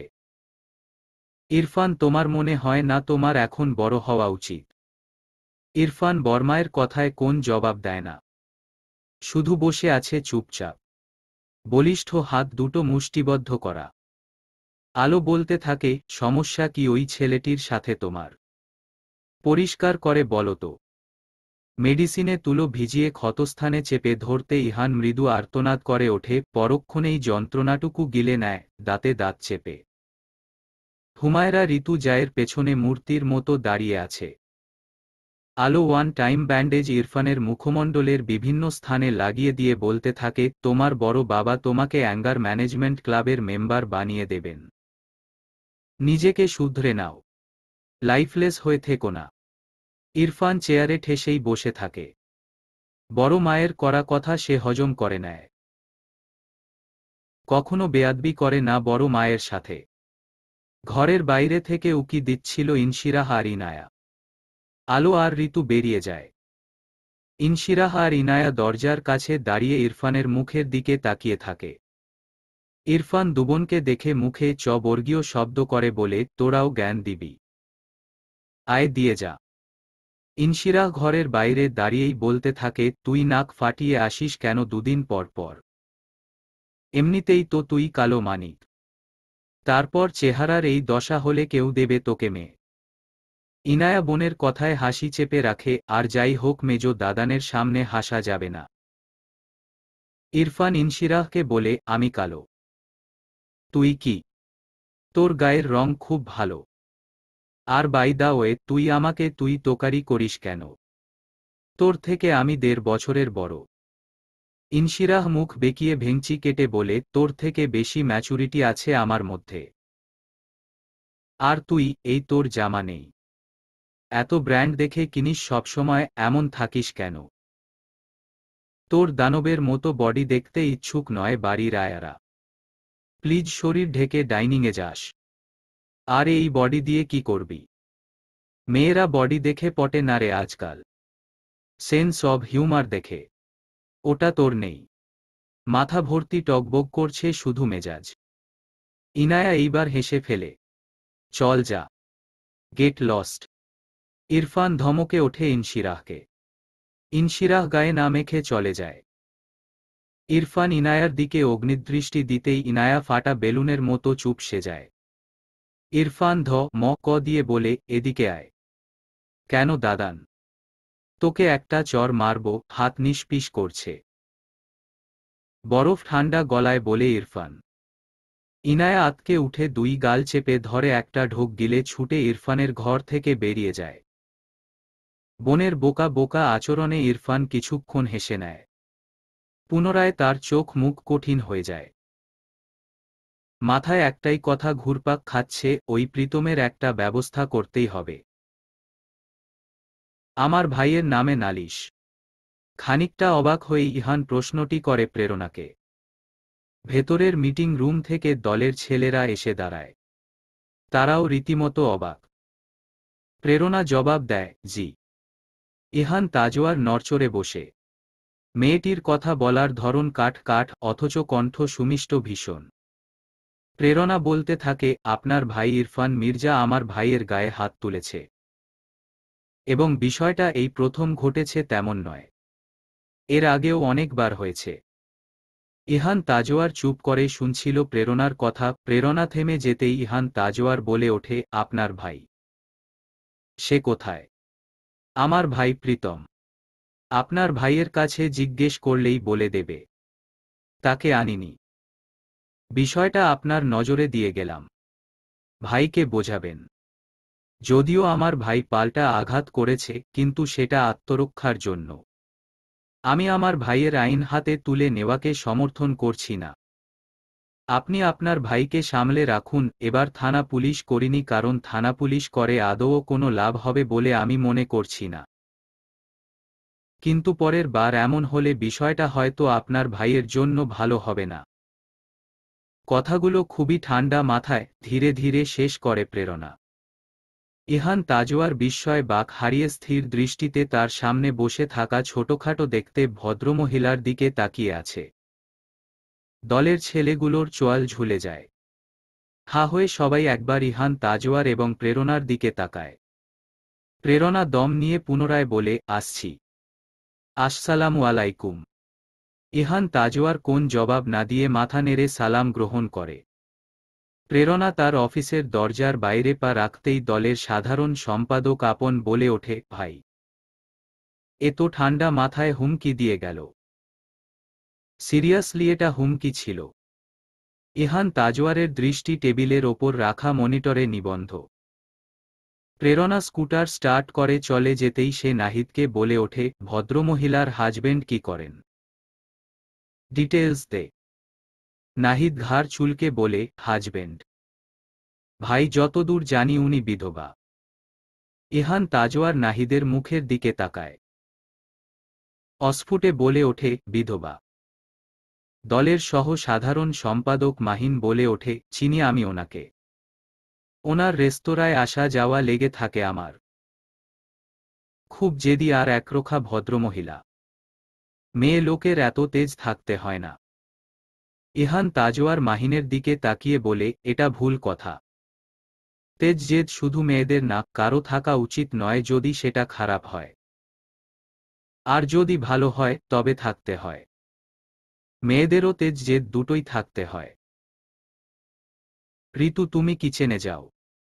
বাড়ির রান্নার তদারকি করো। আমি ওদিকটা দেখছি, খাসিগুলো লিস্ট অনুযায়ী এতিমখানাগুলোতে পাঠিয়ে দিই। আলো ঋতুকে তাড়া দেয়। হুমায়রা ঋতু অন্যমনস্ক ভঙ্গিতে হাঁটছিল। বড় জায়ের কথায় হুঁশে ফিরে জবাব দেয়, হু। কি বললে ভাবি? আলো মেজ জায়ের দিকে তাকিয়ে বলে, কি ভাবছিস এত? ছোট ছেলেটা এমন হলো কেন? ও কি শোধরাবে না? এত রাগ মেজাজ হলে চলে? আমার ইহান তো এমন নয়। আলো হাসে, তারপর বলে, এমন বলো না। ছেলেটা বদরাগী হলেও লক্ষ্মী আমার। তুমি তো ওর বাপ চাচাদের মতো সবসময় ওকে লাই দাও। আলো হেসে বলে, চলো তাহলে এক কাজ করি। ইহানকে রেখে ওকে বিয়ে করিয়ে দিই। বউ আসলে যদি সে শোধরাতে পারে। ঋতু মুখ অন্ধকার করে বলে, হু। আমার মতো কোনো হুমায়রা ঋতুকে পাও কি না দেখো গরিব ঘরের। তার জীবনটা তেজপাতা বানিয়ে দেবে তোমার এই গুণধর লক্ষ্মী ছেলে। এভাবে বলছো কেন? ইরফান একজন চমৎকার হাজবেন্ড হবে দেখো, ওর বাবা চাচাদের মতো। আগে ইহানের বিয়েটা দেই। তারপরই ওর জন্য মেয়ে দেখা শুরু করব। হুমায়রা ঋতু বিড়বিড় করে বলে, হু দেখা যাক কি হয়। টেনশন করো না ঋতু। একটু শুধু মেজাজি ছেলেটা। এর বেশি বাড়াবাড়ি কিছুই হবে না। স্বাদে আহ্লাদে। শহরের অত্যন্ত প্রসিদ্ধ একটি রেস্তোরাঁ। শহরের মাঝামাঝি অবস্থানে অবস্থিত এই রেস্তোরাঁটি অন্যান্য রেস্তোরাঁগুলোর তুলনায় ব্যাপক জনপ্রিয়। এছাড়াও শহরের ব্যবসায়িক প্রতিষ্ঠানগুলো কাছাকাছি হওয়ায় এখানেই কাস্টমার ভিড় জমায় বেশি। স্বাদে আহ্লাদের আশেপাশে রয়েছে দায়রা আদালত, ডিসি অফিস এবং বিভিন্ন সরকারি বেসরকারি প্রতিষ্ঠান। কর্মজীবীরা তাদের ব্যস্ত জীবনে দুপুরের খাবারের জন্য এই রেস্তোরাঁকে চোখ বুজে ভরসা করে। স্বাদে আহ্লাদে থেকেই জেলার বয়েজ স্কুল, গার্লস স্কুল এবং অন্যান্য সরকারি প্রতিষ্ঠানগুলো তাদের টিফিন অর্ডার দিয়ে থাকে। এই সেবা প্রতিষ্ঠানে মোট ১৩ জন শেফ এবং ২৮ জন কর্মচারী কাজ করে। ৪ বছর আগে প্রেরণা আহসান নামের ভদ্রমহিলা নিজস্ব অর্থায়নে রেস্তোরাঁর দালানটি ভাড়া নেয়, সেই থেকেই বেশ রমরমা চলছে এই রেস্তোরাঁ। প্রতিদিন দুপুরের মিল এবং বিকেল এবং সন্ধ্যার নাস্তা তৈরি করে স্বাদে আহ্লাদে। আইনজীবী থেকে শুরু করে বিভিন্ন শ্রেণীর কর্মজীবী মানুষ এখানেই ছুটে আসে। আজ বারে রবিবার। আজ ব্যস্ততা একটু বেশিই থাকবে। প্রেরণা স্বাদে আহ্লাদের সামনে স্কুটার দাঁড় করিয়ে ত্রস্ত পায়ে ছুটে যায় ভেতরে। বেলা 11টা বেজে গিয়েছে। 12টা থেকে মিল টাইম শুরু হয়। 1 ঘন্টায় সে সর্বোচ্চ 1 পদের ইনস্ট্রাকশন দিতে পারবে। হন্তদন্ত বিশালাকা কিচেনে ঢুকে তার কেবিনেট খুলে কিচেন এপ্রন গায়ে চাপিয়ে নেটক্যাপ পরে নেয় প্রেরণা। হাতে গ্লাভস পরতে পরতে তার সহকারী শেফ আফরাকে বলে, সর্ষে রেডি? ইয়েস ম্যাম, 250 গ্রাম। প্রেরণা বিরক্ত হয়, বর্গীয় শব্দ করে বলে, হোয়াট ইজ দিস আফরা? তোমাকে বারবার বলেছি 500 গ্রামের কথা। আচ্ছা, এখন অবধি উপকরণের পরিমাণ সম্পর্কে কোনো ধারণা নিতে পারলে না? এভাবে চলে? যাও আরও 250 গ্রাম রেডি করে ফেলো। আর 2 ভাগ করে 1 ভাগ মাছ এটাতে মেরিনেট করো। আর সাব্বিরকে ডাকো, আজ ফিশ মার্কেট থেকে যে মাছগুলো পাঠালাম রেস্তোরাঁয় তার লিস্ট নিয়ে আমার কাছে আসতে বলো। অর্ডারি রিপোর্টগুলোও চাই। আফরা মাথা নেড়ে চলে যায়। প্রেরণা ঘুরে ঘুরে সব চেক করে। চিকেনের পাতিলের কাছে যেতেই ঘাড় ঘুরিয়ে একজন শেফকে বলে, চিকেন কে করেছে? শেফ সারা ঘাড় চুলকে বলে ওঠে, আমি ম্যাম। হলুদের গুঁড়াটা ঠিকঠাক দিতে পারোনি। তরকারির রং আসেনি। সারা লজ্জিত ভঙ্গিতে হাসে। এমন সময় সাব্বির এসে কিচেনের দরজায় দাঁড়িয়ে বলে, ম্যাম আসব। হু, এসো। বলো, বিল কত হয়েছে? ম্যাম, 4500। ওকে, লিস্টটা ক্যাশ কাউন্টারে রাখো, আমি দেখব। স্কুলের টিফিন পাঠিয়েছ? Yes ma'am. তবে আজ একটু প্রবলেম হয়েছিল। কি? গার্লস স্কুল থেকে সিঙ্গারার অর্ডার ছিল আর বয়েজ স্কুল থেকে পেটিসের। ওলটপালট করে পাঠিয়ে দিয়েছিলাম। পরে অবশ্য ম্যানেজ করেছি। প্রেরণা বিরক্ত ভঙ্গিতে বলে, তোমাদের দিয়ে যদি একটা কাজও ঠিকঠাক হয়। আমি যেদিকে যাব না সেদিকেই গোলমাল বাধাবে। আচ্ছা যাও, আমি আসছি। সাব্বির চলে যায়। প্রেরণা ঘড়িতে সময় দেখে বেলা 11:30 বেজে গিয়েছে। শুদ্ধের স্কুল ছুটির সময় হয়ে গিয়েছে। সে তড়িঘড়ি করে হাত থেকে গ্লাভস খুলে ভ্যানিটি ব্যাগ থেকে ফোনটা বের করে প্রীতমের ফোনে ফোন লাগায়। ওপাশ থেকে প্রীতম ফোনটা রিসিভ করেই বলে ওঠে, হ্যাঁ আপু বলো। সব ঠিকঠাক? হু। আচ্ছা, তুই কি করছিস? লোগো তৈরি করছিলাম। হাতে কিছু কাজ আছে। কেন আপু? শোন, শুদ্ধর ক্লাস টিচার টেক্সট পাঠিয়েছে, আজ বাস দিতে আসবে না। একটু প্রবলেম হয়েছে, তুই গিয়ে একটু নিয়ে আয় না। ঠিক আছে আপু, টেনশন করো না। এক্ষুনি যাচ্ছি আমি। কল কেটে প্রীতম কম্পিউটারের সামনে থেকে উঠে দাঁড়ায়। পেশায় আপাতত সে একজন ফ্রিল্যান্সার। খুবই পরিশ্রমী এবং মেধাবী। সাদা রঙের টি শার্টের ওপর একটা ব্লু শার্ট চাপিয়ে চশমাটা পরিষ্কার করে চোখে লাগিয়ে ওয়ালেট নিয়ে সে লিভিং রুমে যায়। লিভিং রুমের ডিভানে বসে মিস জেনি প্রণমীকে নোভেল পড়ে শোনাচ্ছিল। প্রীতমকে দেখেই মিস জেনি বলে ওঠে, কোথাও বেরোচ্ছ? হ্যাঁ, শুদ্ধকে আনতে যাচ্ছি। আজ বাস আসবে না। দরজাটা লক করে দিন মিস জেনি। প্রীতম বেরিয়ে যেতেই মিস জেনি এসে প্রণমীর কাছে বসে তারপর বলে, তোমার ভাইয়া প্রীতম বেশ সুদর্শন প্রণমী। ওর এখন বিয়ে করা উচিত। প্রণমী হেসে বলে, ঠিক বলেছেন মিস জেনি। বড় আপুও সেদিন বলেছিল আমাকে। তুমি কেমন মেয়েকে চাও ভাইয়ের বউ হিসেবে প্রণমী?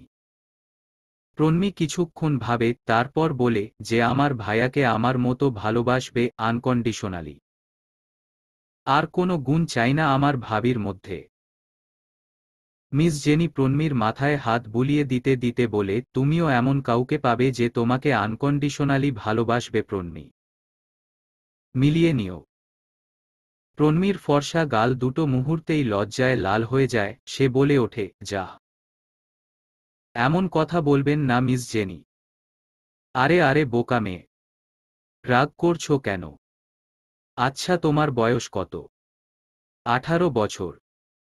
তোমার বিয়ের বয়স হয়েছে প্রণমি। বিয়ে তো একদিন না একদিন করতেই হবে। আমার মতো অন্ধকে কে বিয়ে করবে? অবশ্যই কেউ করবে প্রণমি। পৃথিবীতে অবশ্যই কেউ না কেউ আছে যার কাছে তোমার শারীরিক ত্রুটি ছাপিয়ে তুমি হবে তার জীবনে পাওয়া অনেক দামি কেউ। কলিং বেল হঠাৎ বেজে ওঠে। মিস জেনি গিয়ে দরজা খুলে দিতেই দেখে বাইরে অ্যাপার্টমেন্টের মালকিনের ছেলে রাদিফ দাঁড়িয়ে। মিস জেনি কিছু বলতে যাবে তখনই রাদিফ বলে ওঠে, গোলমরিচ নিতে পাঠিয়েছে আম্মু। বলেই হাতের কৌটো জেনির দিকে এগিয়ে দেয়। এটা সম্পূর্ণই মিথ্যে কথা। রাদিফ এসেছিল প্রেরণাকে দেখতে। জেনি হাসিমুখে কৌটাটা নিয়ে বলে, এক্ষুনি দিচ্ছি। কথাটা বলে জেনি কিচেনে চলে যায়। রাদিফ ভেতরে ঢোকে। আশেপাশে তাকিয়ে দেখে প্রণমি ডিভানে চুপচাপ বসে আছে। রাদিফের উপস্থিতি সে টের পায়নি। রাদিফ দাঁড়িয়ে খুঁটিয়ে খুঁটিয়ে প্রণমীকে দেখতে থাকে। এই অন্ধটাও ভীষণ সুন্দর।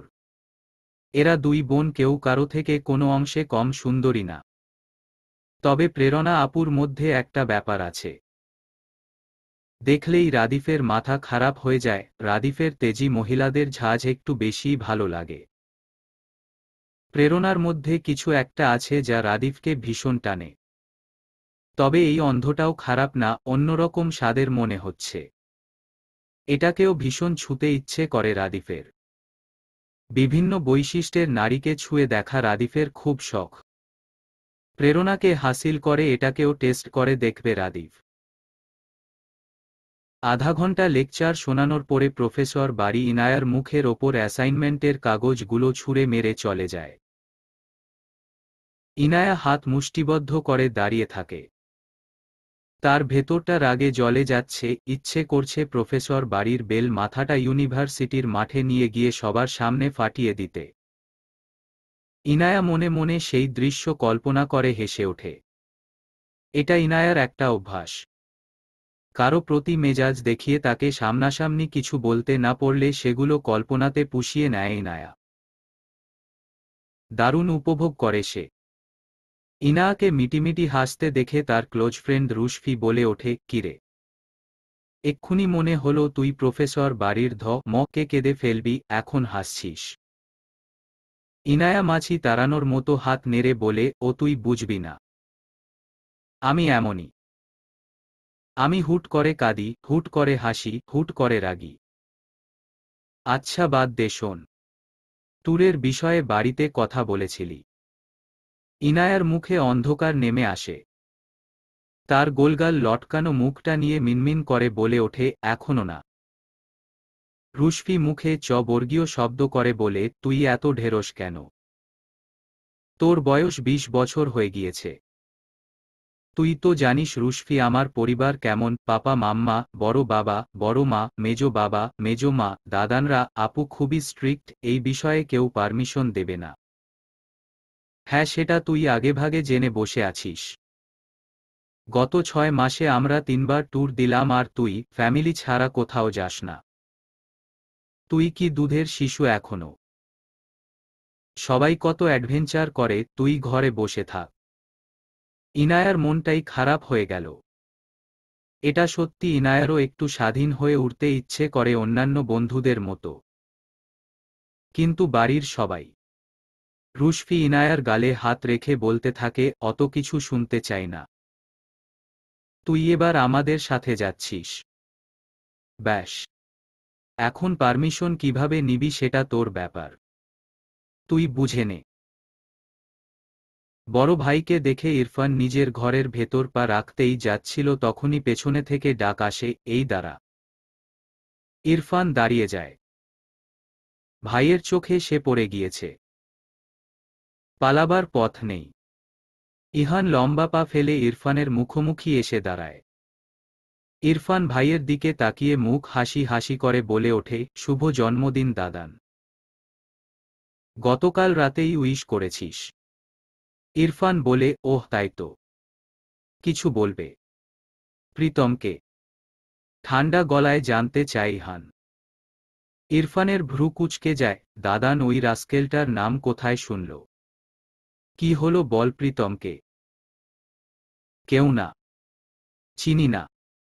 চিনিস না অথচ মারামারি করিস? ইরফান দাদানের দিকে তাকিয়ে আছে। ইহান ভাইয়ের চোখে চোখ রেখে অত্যন্ত ঠান্ডা গলায় বলে, গ্র্যাজুয়েশন কমপ্লিট করেছিস, এখন তোর উচিত পাপার কাঁধে কাঁধ মিলিয়ে বিজনেস দেখা। অফিসে বসা। অথচ রাস্তায় গুন্ডামি করে বেরাস। বড় বাবার রেপুটেশন নষ্ট করে ছাড়বি। সামনের মাস থেকে তুই আর ইনশিরাহ পাপার সাথে অফিসে যাবি। বাড়ির ব্যবসা সামলাবি। দুজনেই উচ্ছন্নে যাচ্ছিস।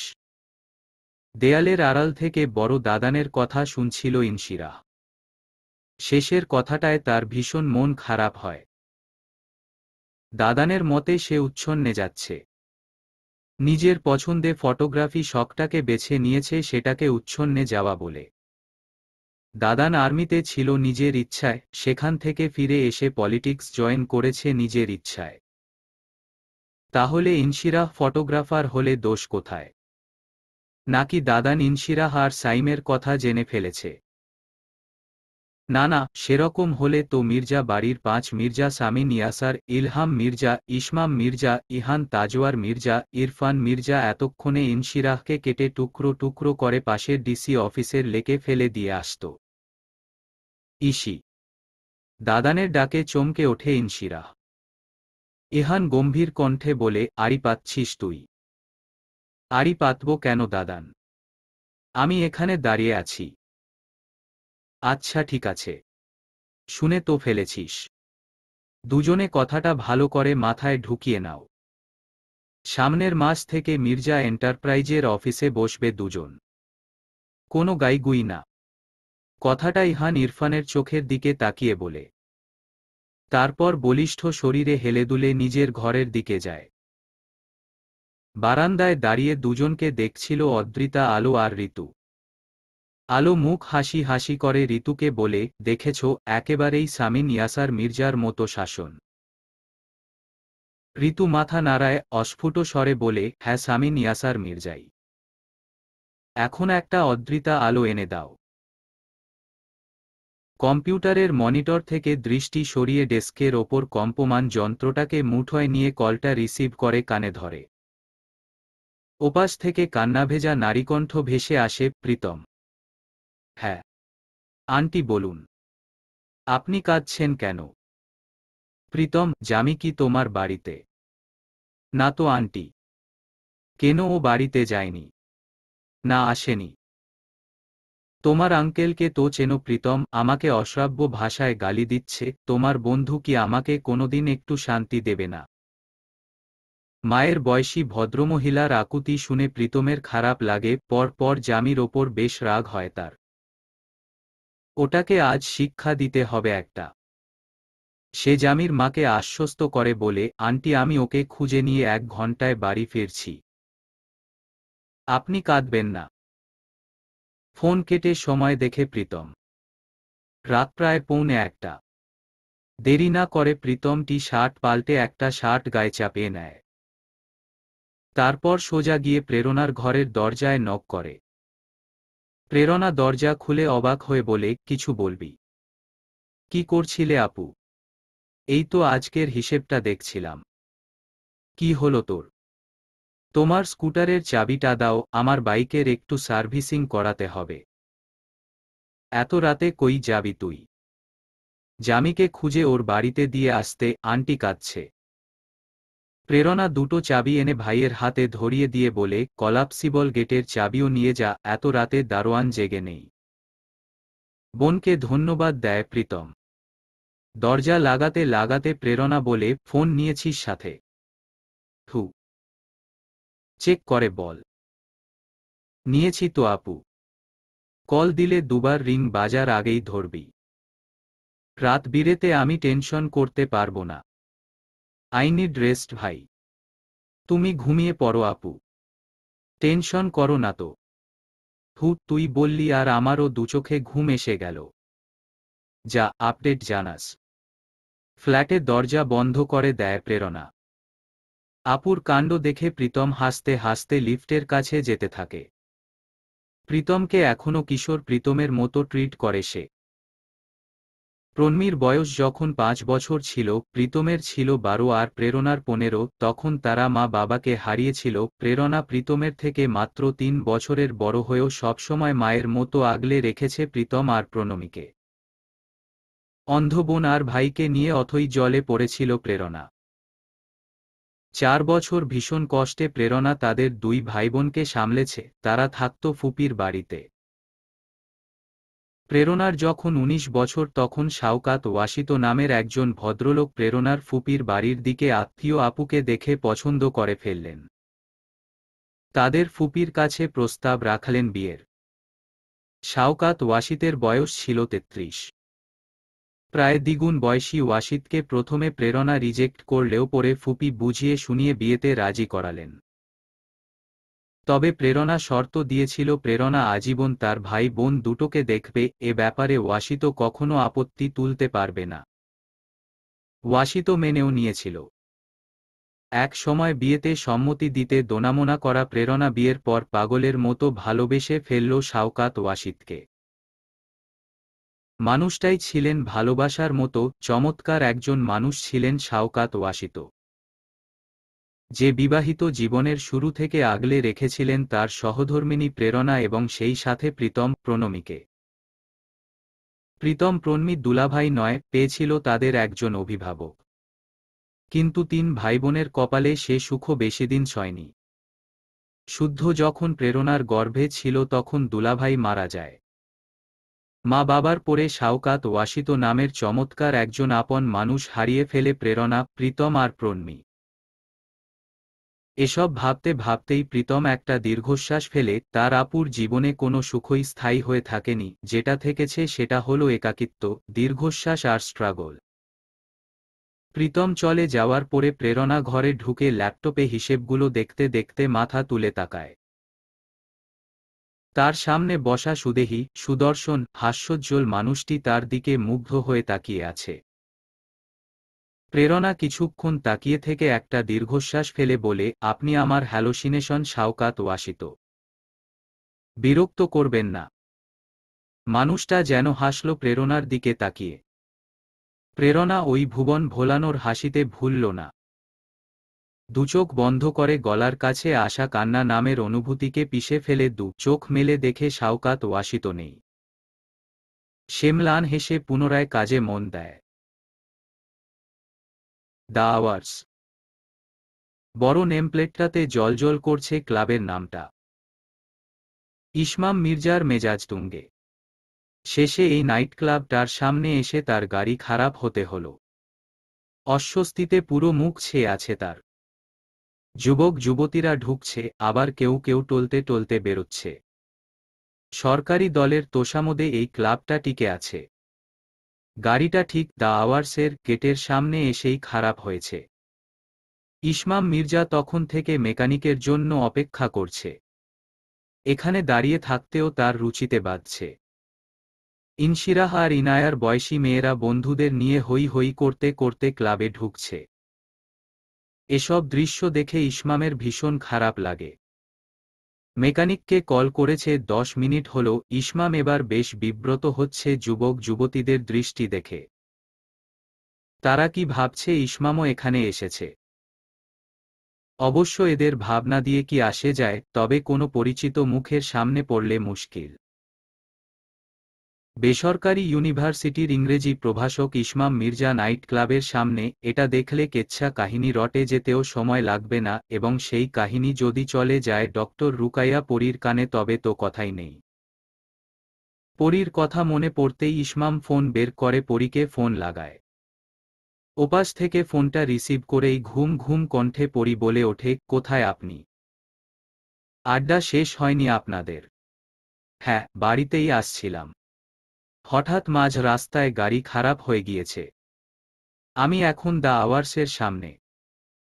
পরী ধরফরিয়ে উঠে বসে আতঙ্কিত হয়ে বলে, গাড়ি খারাপ বলে নাইট ক্লাবে চলে যাবেন? কাকে নিয়ে? Sugar baby. ইসমাম জিভ কাটে, ধমকের সুরে বলে, বাজে কথা বন্ধ করো। গাড়িটা এখানেই খারাপ হয়েছে। তো তুমি বাড়িতে ফিরেছ কখন? আমি তো 10টায় শেষ 3জন পেশেন্ট দেখে চলে এসেছি, ইহান নিয়ে এসেছে। এইকে কথা বলে আপনার পাশে, মেয়ের গলা। ইসমাম বিরক্ত হয়ে বলে, নাইট ক্লাবের সামনে দাঁড়িয়ে আমি এখানে মেয়ের গলা শুনবে না তো কি গরুর হাম্বা শুনবে? রাখো ফোন, ফিরছি। ফোন কেটে ইসমাম একটা দীর্ঘশ্বাস ছাড়ে। বুড়ো বয়সে গিন্নিরা এরকম সন্দেহবাতিক হয়ে যায় কেন আল্লাহ মালুম। এই বাড়ির বউগুলো ছেলেগুলোকে আঙুলে নাচাতে ওস্তাদ। সবকটা আলোকে দেখে দেখে শিখেছে এসব। পূর্বপুরুষরা কেমন চর মেরে মেরে বউ শাসাত, আর এখন বউকে মারা তো দূর, উল্টে তারা মার খায়। ছেড়ে দে আমাকে। খেতে দে। খেতে প্রীতম জড়ানো গলায় বলে, প্রীতমকে সরিয়ে দিয়ে জামি তার হাতের গ্লাসটাতে চুমুক বসায়। প্রীতম থাবা মেরে গ্লাসটা তুলে দূরে ছুঁড়ে মারে। তারপর জামির পাশে বসা সাফওয়ানকে বলে, কখন এসেছে ও এখানে? সাফওয়ান কাঁধ নাচিয়ে বলে, কি জানি। আমি খোঁজ লাগিয়ে 1 ঘন্টা আগে পেলাম। জামি টলছে। প্রীতমের মাথায় রাগ চেপে যায়। জামির চোয়াল চেপে ধরে, চেঁচিয়ে উঠে বলে, লজ্জা করে না তোর? আঙ্কেল আজও গিয়ে আন্টিকে গালিগালাজ করেছে তোর জন্য, আর তুই এখানে এসে মাতলামি করছিস। লজ্জা করে না তোর? জামি প্রীতমের থেকে নিজের চোয়াল ছাড়িয়ে নেয়, চেঁচিয়ে উঠে বলে, কেন ছেড়ে গেল ও আমায়? আমি মোটা বলে। আমি মোটা বলে ও বাবার পছন্দে বিয়ে করবে। ওর বাপকে আমি খুন করে ফেলব। খুন? প্রীতম বোঝে জামি ঠিক নেই। কিন্তু ওকে নিয়ে দ্রুত এই জঘন্য স্থান থেকে বেরোতে হবে। সে সাফওয়ানকে বলে, ওকে ধর। আমাদের বেরোতে হবে। দুজনে জামিকে দুপাশ থেকে ধরে ধরে হাঁটছে। মাতাল জামি তখনও চেঁচিয়ে যাচ্ছে, শালা এই মেয়ের বাপগুলোকে আমি ছাড়ব না। ছাড়ব না আমি এই মেয়ের বাপগুলোকে। এই প্রীতম, আমি কোনো মেয়েকে বিয়ে করব না, আমি একটা ছেলেকে বিয়ে করব। জামির মাতলামি দেখে প্রীতম আর সাফওয়ান হেসে ফেলে। জামি বলতে থাকে, এই প্রীতম, আমি তোকে বিয়ে করব। তুই হবি বউ, আমি হব স্বামী। সাফওয়ান হাসি থামাতে পারছে না। প্রীতম দাঁতে দাঁত চেপে বলে, শালা চুপ কর। তোকে বাড়ি নিয়ে বোঝাচ্ছি। জামি বিড়বিড় করে বলতেই থাকে, মেয়ের বাবাগুলোকে আমি ঘেন্না করি, মেয়েদের আমি ঘেন্না করি। দ্য আওয়ার্সের সামনে এসে দাঁড়াতেই জামির বমি পেয়ে যায়। প্রীতম সাফওয়ানকে বলে, ওকে ধরে রাখো, আমি স্কুটার ঘুরিয়ে আসছি। প্রীতম চলে যেতেই জামি সাফওয়ানের থেকে নিজেকে ছাড়িয়ে নিয়ে 2 কদম সামনে এগোতেই হরহর করে বমি করে দেয়। এই ছেলে! What are you doing? Oh shit! Ismam গাড়ির দরজা খুলে বেরিয়ে এসেই জামিকে ঠেলে সরিয়ে দেয়। জামি তার গাড়িতে বমি করেছে। ইসমাম সেদিকে তাকিয়ে কপাল কুঁচকে জামিকে ধমকে ওঠে, ওহ শিট! এই ছেলে! কি করেছ তুমি? সাফওয়ান ছুটে এসে জামিকে ধরে। প্রীতম চেঁচামেচি শুনে স্কুটার রেখে ছুটে আসে। সে কিছুই বুঝতে পারছে না। ইসমাম মির্জা জামির ওপর চেঁচাতে থাকে, অপদার্থ কোথাকার! যা হজম হয় না তা খেতে যাও কেন ব্লাডি রাস্কেল! প্রীতম এগিয়ে যায়। ততক্ষণে বুঝতে পারে ঘটনা কি ঘটিয়েছে জামি। সে ইসমামের মুখোমুখি দাঁড়িয়ে বিনয়ের সাথে বলে, সরি। Sorry uncle. ও বুঝতে পারেনি। ইসমাম রাগে গজগজ করছে। আজকের দিনটাই জঘন্যতার। সে বলতে থাকে, তোমরা এই জেনারেশনের ছেলেদের চাপকে সোজা করে দেয়া উচিত। সব বকে যাওয়া। প্রীতমের কথাটা খুব আত্মসম্মানে লাগলেও সে প্রতিবাদ করে না, মুরব্বি মানুষ, বলতেই পারে। তাই সে চুপ থাকে। কিন্তু ইসমাম জ্ঞান দেওয়ার মতো করে বলে, এসব বেহাল্লাপনা না করে ক্যারিয়ার বানাও। জীবনটা ফুর্তি করে কাটিয়ে দেওয়ার না। প্রীতম স্পষ্ট ভাষায় জবাব দেয়, আঙ্কেল, এখানে আমরা ফুর্তি করতে আসিনি। আপনার ভুল হচ্ছে। ইসমাম তাচ্ছিল্যর হাসি হেসে বলে, নাইট ক্লাবে তবে কি নামাজ আদায় করতে এসেছ? তোমরা হচ্ছ সোনার বাংলার বোঝা। এবার প্রীতম নিজের ভদ্রতা বজায় রাখতে পারে না, কাঠ কাঠ বলে ওঠে, আপনিও তো এখানে এসেছেন। এখানে বেহাল্লাদের সাথে আপনার কাজ কি? ফুর্তি করতে এসেছেন। ইসমাম মির্জা থতমত খেয়ে যায় তার সামনে দাঁড়িয়ে থাকা ছেলের বয়সী সুদর্শন যুবকের অপমানসূচক কথায়। জামি বিড়বিড় করে জড়ানো গলায় বলে ওঠে, ঠিক বলেছিস আঙ্কেল, আপনার চেহারায় একটা সুগার ড্যাডি ভাব আছে। আপনি অনেক সুন্দর আঙ্কেল। ইসমাম দ্বিতীয় দফায় চমকে যায়। প্রীতম জামির মুখ চেপে ধরে শান্ত চোখে তাকিয়ে আছে। ইসমাম বলে ওঠে, কতগুলো বাস্টার্ড। হ্যালো। ভদ্রভাবে কথা বলুন আঙ্কেল। আমার বন্ধু আপনার গাড়ি নষ্ট করেছে, তার জন্য মাফ চেয়েছি, কিন্তু আপনি সেই তখন থেকে আমাদের অপমান করছেন। হ্যাঁ, আমরা সবাই এখানে ফুর্তি করতে এসেছি, তাতে আপনার অসুবিধা কি? বাস্টার্ড কাদের বলছেন আপনি? আপনি নিজে ভালো হলে এখানে আসতেন। প্রীতম খুবই ঠান্ডা গলায় বলে কথাগুলো। ইসমাম স্তব্ধ হয়ে দাঁড়িয়ে থাকে। জামি মাতালের মতো ইসমামকে বলে ওঠে, সুন্দর আঙ্কেল, আপনার কি কোনো মেয়ে আছে? ইসমাম তেতে উঠে বলে, তাতে তোমার কি, ব্লাডি স্কাউন্ড্রেল। প্রীতম জামিকে ধরে বলে, চল স্কুটারে বস, আজ তোকে আমি খুন করব। তোর জন্য এসব হয়েছে। জামি প্রীতমের কথায় পাত্তা না দিয়ে চেঁচিয়ে ইসমামকে বলে, সুন্দর আঙ্কেল, আপনার যদি কোনো মেয়ে থাকে তাহলে আপনার খবর আছে। প্রীতম মাতাল জামির মুখ চেপে ধরে সাথে সাথে। ইসমামের গা কাঁপছে রাগে, তার ইচ্ছা করছে তার সামনে দাঁড়িয়ে থাকা ছেলেগুলোকে পিস পিস করতে। জামি নিজের মুখ ছাড়িয়ে নিয়ে ডান হাতের মধ্যমা আঙ্গুল তুলে ইসমামকে আবারও বলে, খুব সুন্দর আঙ্কেল। প্রীতম আর কোনো কথা না বলে স্কুটার স্টার্ট দেয়, জামিকে মাঝখানে বসিয়ে সাফওয়ান পিছনে বসে জামির মুখ চেপে ধরে। জামি আবারও মুখ থেকে সাফওয়ানের হাত সরিয়ে ইসমামকে চেঁচিয়ে বলে, আমি মেয়েদের বাবাকে ঘেন্না করি। প্রীতম একটা গভীর নিঃশ্বাস ফেলে স্কুটার উড়িয়ে স্থান ত্যাগ করে। ইসমাম রাগে হাত মুষ্টিবদ্ধ করে দাঁড়িয়ে আছে।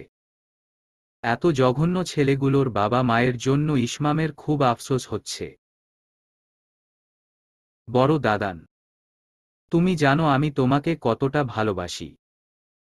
আর আমিও জানি তুমি আমাকে চেনো, খুব সহজে পড়ে ফেলো আমাকে, যা অন্যরা পারে না। আর এও জানি আমি যে তোমার জন্মদিনের কথা ভুলে গিয়েছিলাম, তা তুমি সকালেই ধরতে পেরেছ।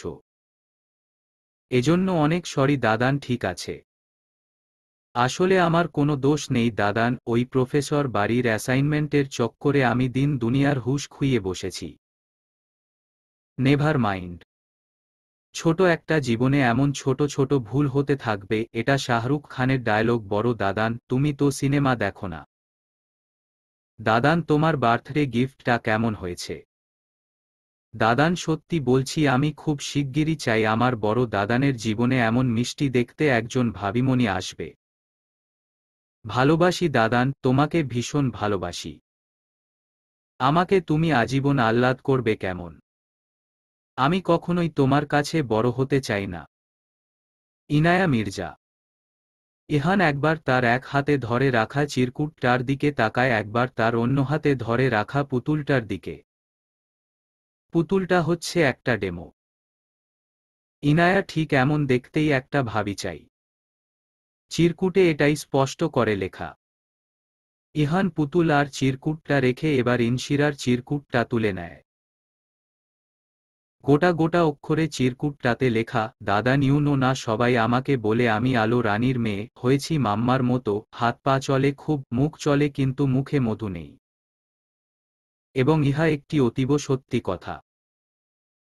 আমি মধু ঢেলে কথা বলতে পারি না দাদান, আমি ইনুর মতো কিউট করে কথা বলতেও পারি না, তোমার সাথে আহ্লাদ করতে পারি না, তবে তুমি জানো আমি তোমাকে কতটা ভালোবাসি। তুমি খুব ভালো থাকো দাদান, আমাদের নিয়ে ভাবি চাই দাদান। অনেক তো হলো। খুব ফুপি ডাক শুনতে ইচ্ছে করছে দাদান। ইহান তাজওয়ার হেসে চিঠি দুটোকে প্রতি বছরের ন্যায় তুলে রাখে সযত্নে, বিড়বিড় করেই বলে ওঠে, তোরা বড় হবি কবে? শুভ্র পাঞ্জাবিটা পাল্টে একটা টি শার্ট গায়ে চাপিয়ে মুখ হাত ধুয়ে নেয়। তোয়ালে দিয়ে মুখটা মুছতে মুছতে আয়নার সামনে গিয়ে দাঁড়িয়ে থাকে, নিজের প্রতিবিম্বের দিকে চেয়ে থাকে দীর্ঘক্ষণ, অতপর ধীরে ধীরে বলে ওঠে, তুমি বুড়ো হয়ে যাচ্ছ ইহান তাজওয়ার মির্জা। দুপুরের রোদের তাপটা অসহনীয় পর্যায়ে চলে গিয়েছে। শুভ্র পাঞ্জাবির বুকের কাছটা ভিজে জবজবে হয়ে গিয়েছে। এসির মধ্যেও হাঁসফাঁস অবস্থা। সূর্যের অত্যাচারে শহুরে জীবন অতিষ্ঠ। বিগত বহু বছর থেকে শীতকালের স্থায়িত্ব হয় মোটে 15 দিন। বাকিটা সময় গ্রীষ্মকাল। এ দেশে বর্ষাকাল বলে তো কিছুই নেই, আকাশের যখন ইচ্ছে করে তখন কাঁদে, ঋতু দেখে না। রাস্তার একপাশে গাড়িটাকে পার্ক করে রেখে ইহান গাড়ি থেকে নেমে পড়ে। তারপর ফোন বের করে এদিক ওদিক তাকাতে তাকাতে ইনায়ার নাম্বার ডায়াল করে। ওপাশ থেকে ইনায়া কলটা রিসিভ করতেই গম্ভীর কণ্ঠে বলে, পার্লারটার নাম কি? ইনায়া উচ্ছ্বসিত কণ্ঠে বলে, এসে গিয়েছো দাদান। ওয়েট, তুমি লিটল ফ্লাওয়ার কিন্ডারগার্ডেনের সামনেই তো, তাই না?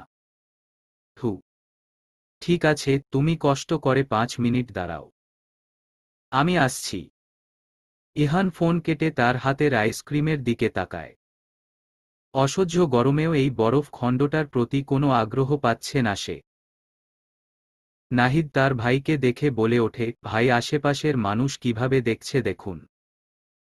ইহান বলে ওঠে, কিভাবে দেখছে? না মানে সবাই আপনাকে চেনে।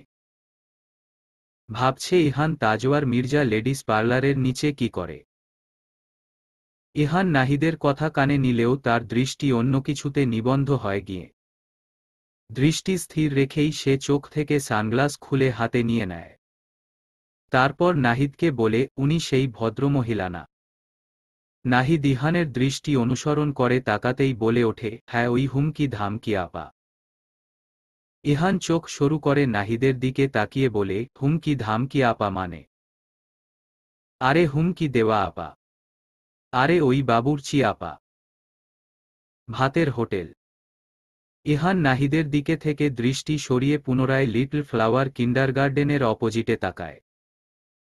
একদৃষ্টে তাকিয়েই থাকে। গলাটা শুকিয়ে কাঠ হয়ে গিয়েছে। এক্ষুনি পানি খাওয়া দরকার। হাতের ডান পাশে 20 গজ দূরেই একটি ডিপার্টমেন্টাল স্টোর। কিন্তু তার দৃষ্টি স্কুলের গেটের দিকে।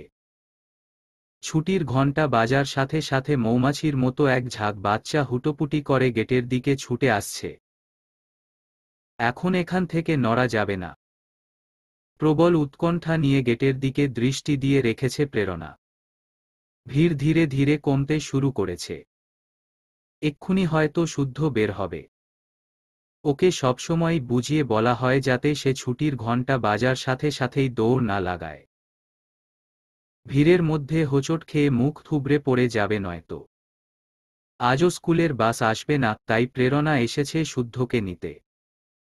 2 মিনিট পরই স্কুলের ব্যাগ কাঁধে নিয়ে বের হয় শুদ্ধ। গরমের তাপে লালচে আভা পড়া ফর্সা ছোট্ট মুখটাকে দেখে স্বস্তির নিঃশ্বাস ফেলে প্রেরণা। শুদ্ধ মাম্মাকে দেখতে পেয়েই হাত নাড়িয়ে তাকে জোরে জোরে ডাকতে থাকে, তারপর প্রেরণার দিকে আসবে বলে পা ফেলে। রাস্তায় প্রচুর গাড়ির শব্দ। প্রেরণা শুদ্ধকে চেঁচিয়ে বলতে থাকে, বাবা আমি আসছি, তুমি ওখানেই দাঁড়িয়ে থাকো। একের পর এক গাড়ি ডানে বায়ে চলে যাচ্ছে। প্রেরণার সেদিকে কোনো ভ্রুক্ষেপ নেই, সে এক পা সামনে বাড়ায়। তার উৎকণ্ঠা বাড়ছে, শুদ্ধকে দেখে মনে হচ্ছে এক্ষুনি মাম্মার কাছে ছুট লাগাবে। তাহলে সর্বনাশ। শুদ্ধর দিকে ধ্যান রেখে তাড়াহুড়ো করে 2 কদম সামনে দিতেই যাবে, তখনই পেছনে থেকে একটা বলশালী হাত তার হাত টেনে ধরে পেছনে থেকে টান দেয়। হুশ করে সামনে থেকে একটা ট্রাক চলে যায়। ট্রাক ড্রাইভার চেঁচিয়ে বলে, পাগলনি মৈরবার এত শখ? প্রেরণা ঘাবড়ে গিয়ে চোখ বন্ধ করে বড় বড় নিঃশ্বাস নিচ্ছে। সে কিছু বুঝতে পারছে না। সে কি একটু আগে মরতে বসেছিল? নিজেকে সামলে নিতেই টের পায় একটা শক্ত হাত তার ডান হাতের কবজি ধরে রেখেছ। মুহূর্ত কেটে যায়, চোখ খুলেই সামনে হাতের মালিককে আবিষ্কার করে। প্রেরণা চোখ বড় বড় করে তাকিয়ে থাকে। অতঃপর ইহানের হাত থেকে এক ঝটকায় নিজের হাত ছাড়িয়ে নিয়ে এক লাফে পিছিয়ে যায় সে। ইহান তাজোয়ার চমকায় কিছুটা। পর মুহূর্তেই রাশ ভারী কণ্ঠে সে বলে উঠল, আর ইউ ম্যাড? গম্ভীর পুরুষালী কণ্ঠস্বর প্রশ্নটি ছুড়তেই প্রেরণা সম্বিত ফিরে পায়। এটা কি হচ্ছিল? সে কি মরতে বসেছিল নাকি? হ্যাঁ, তাই তো। আরেকটু হলেই তো ওই রড ভর্তি দানবীয় টাকটা তাকে এখানে পিষে দিয়ে চলে যেত।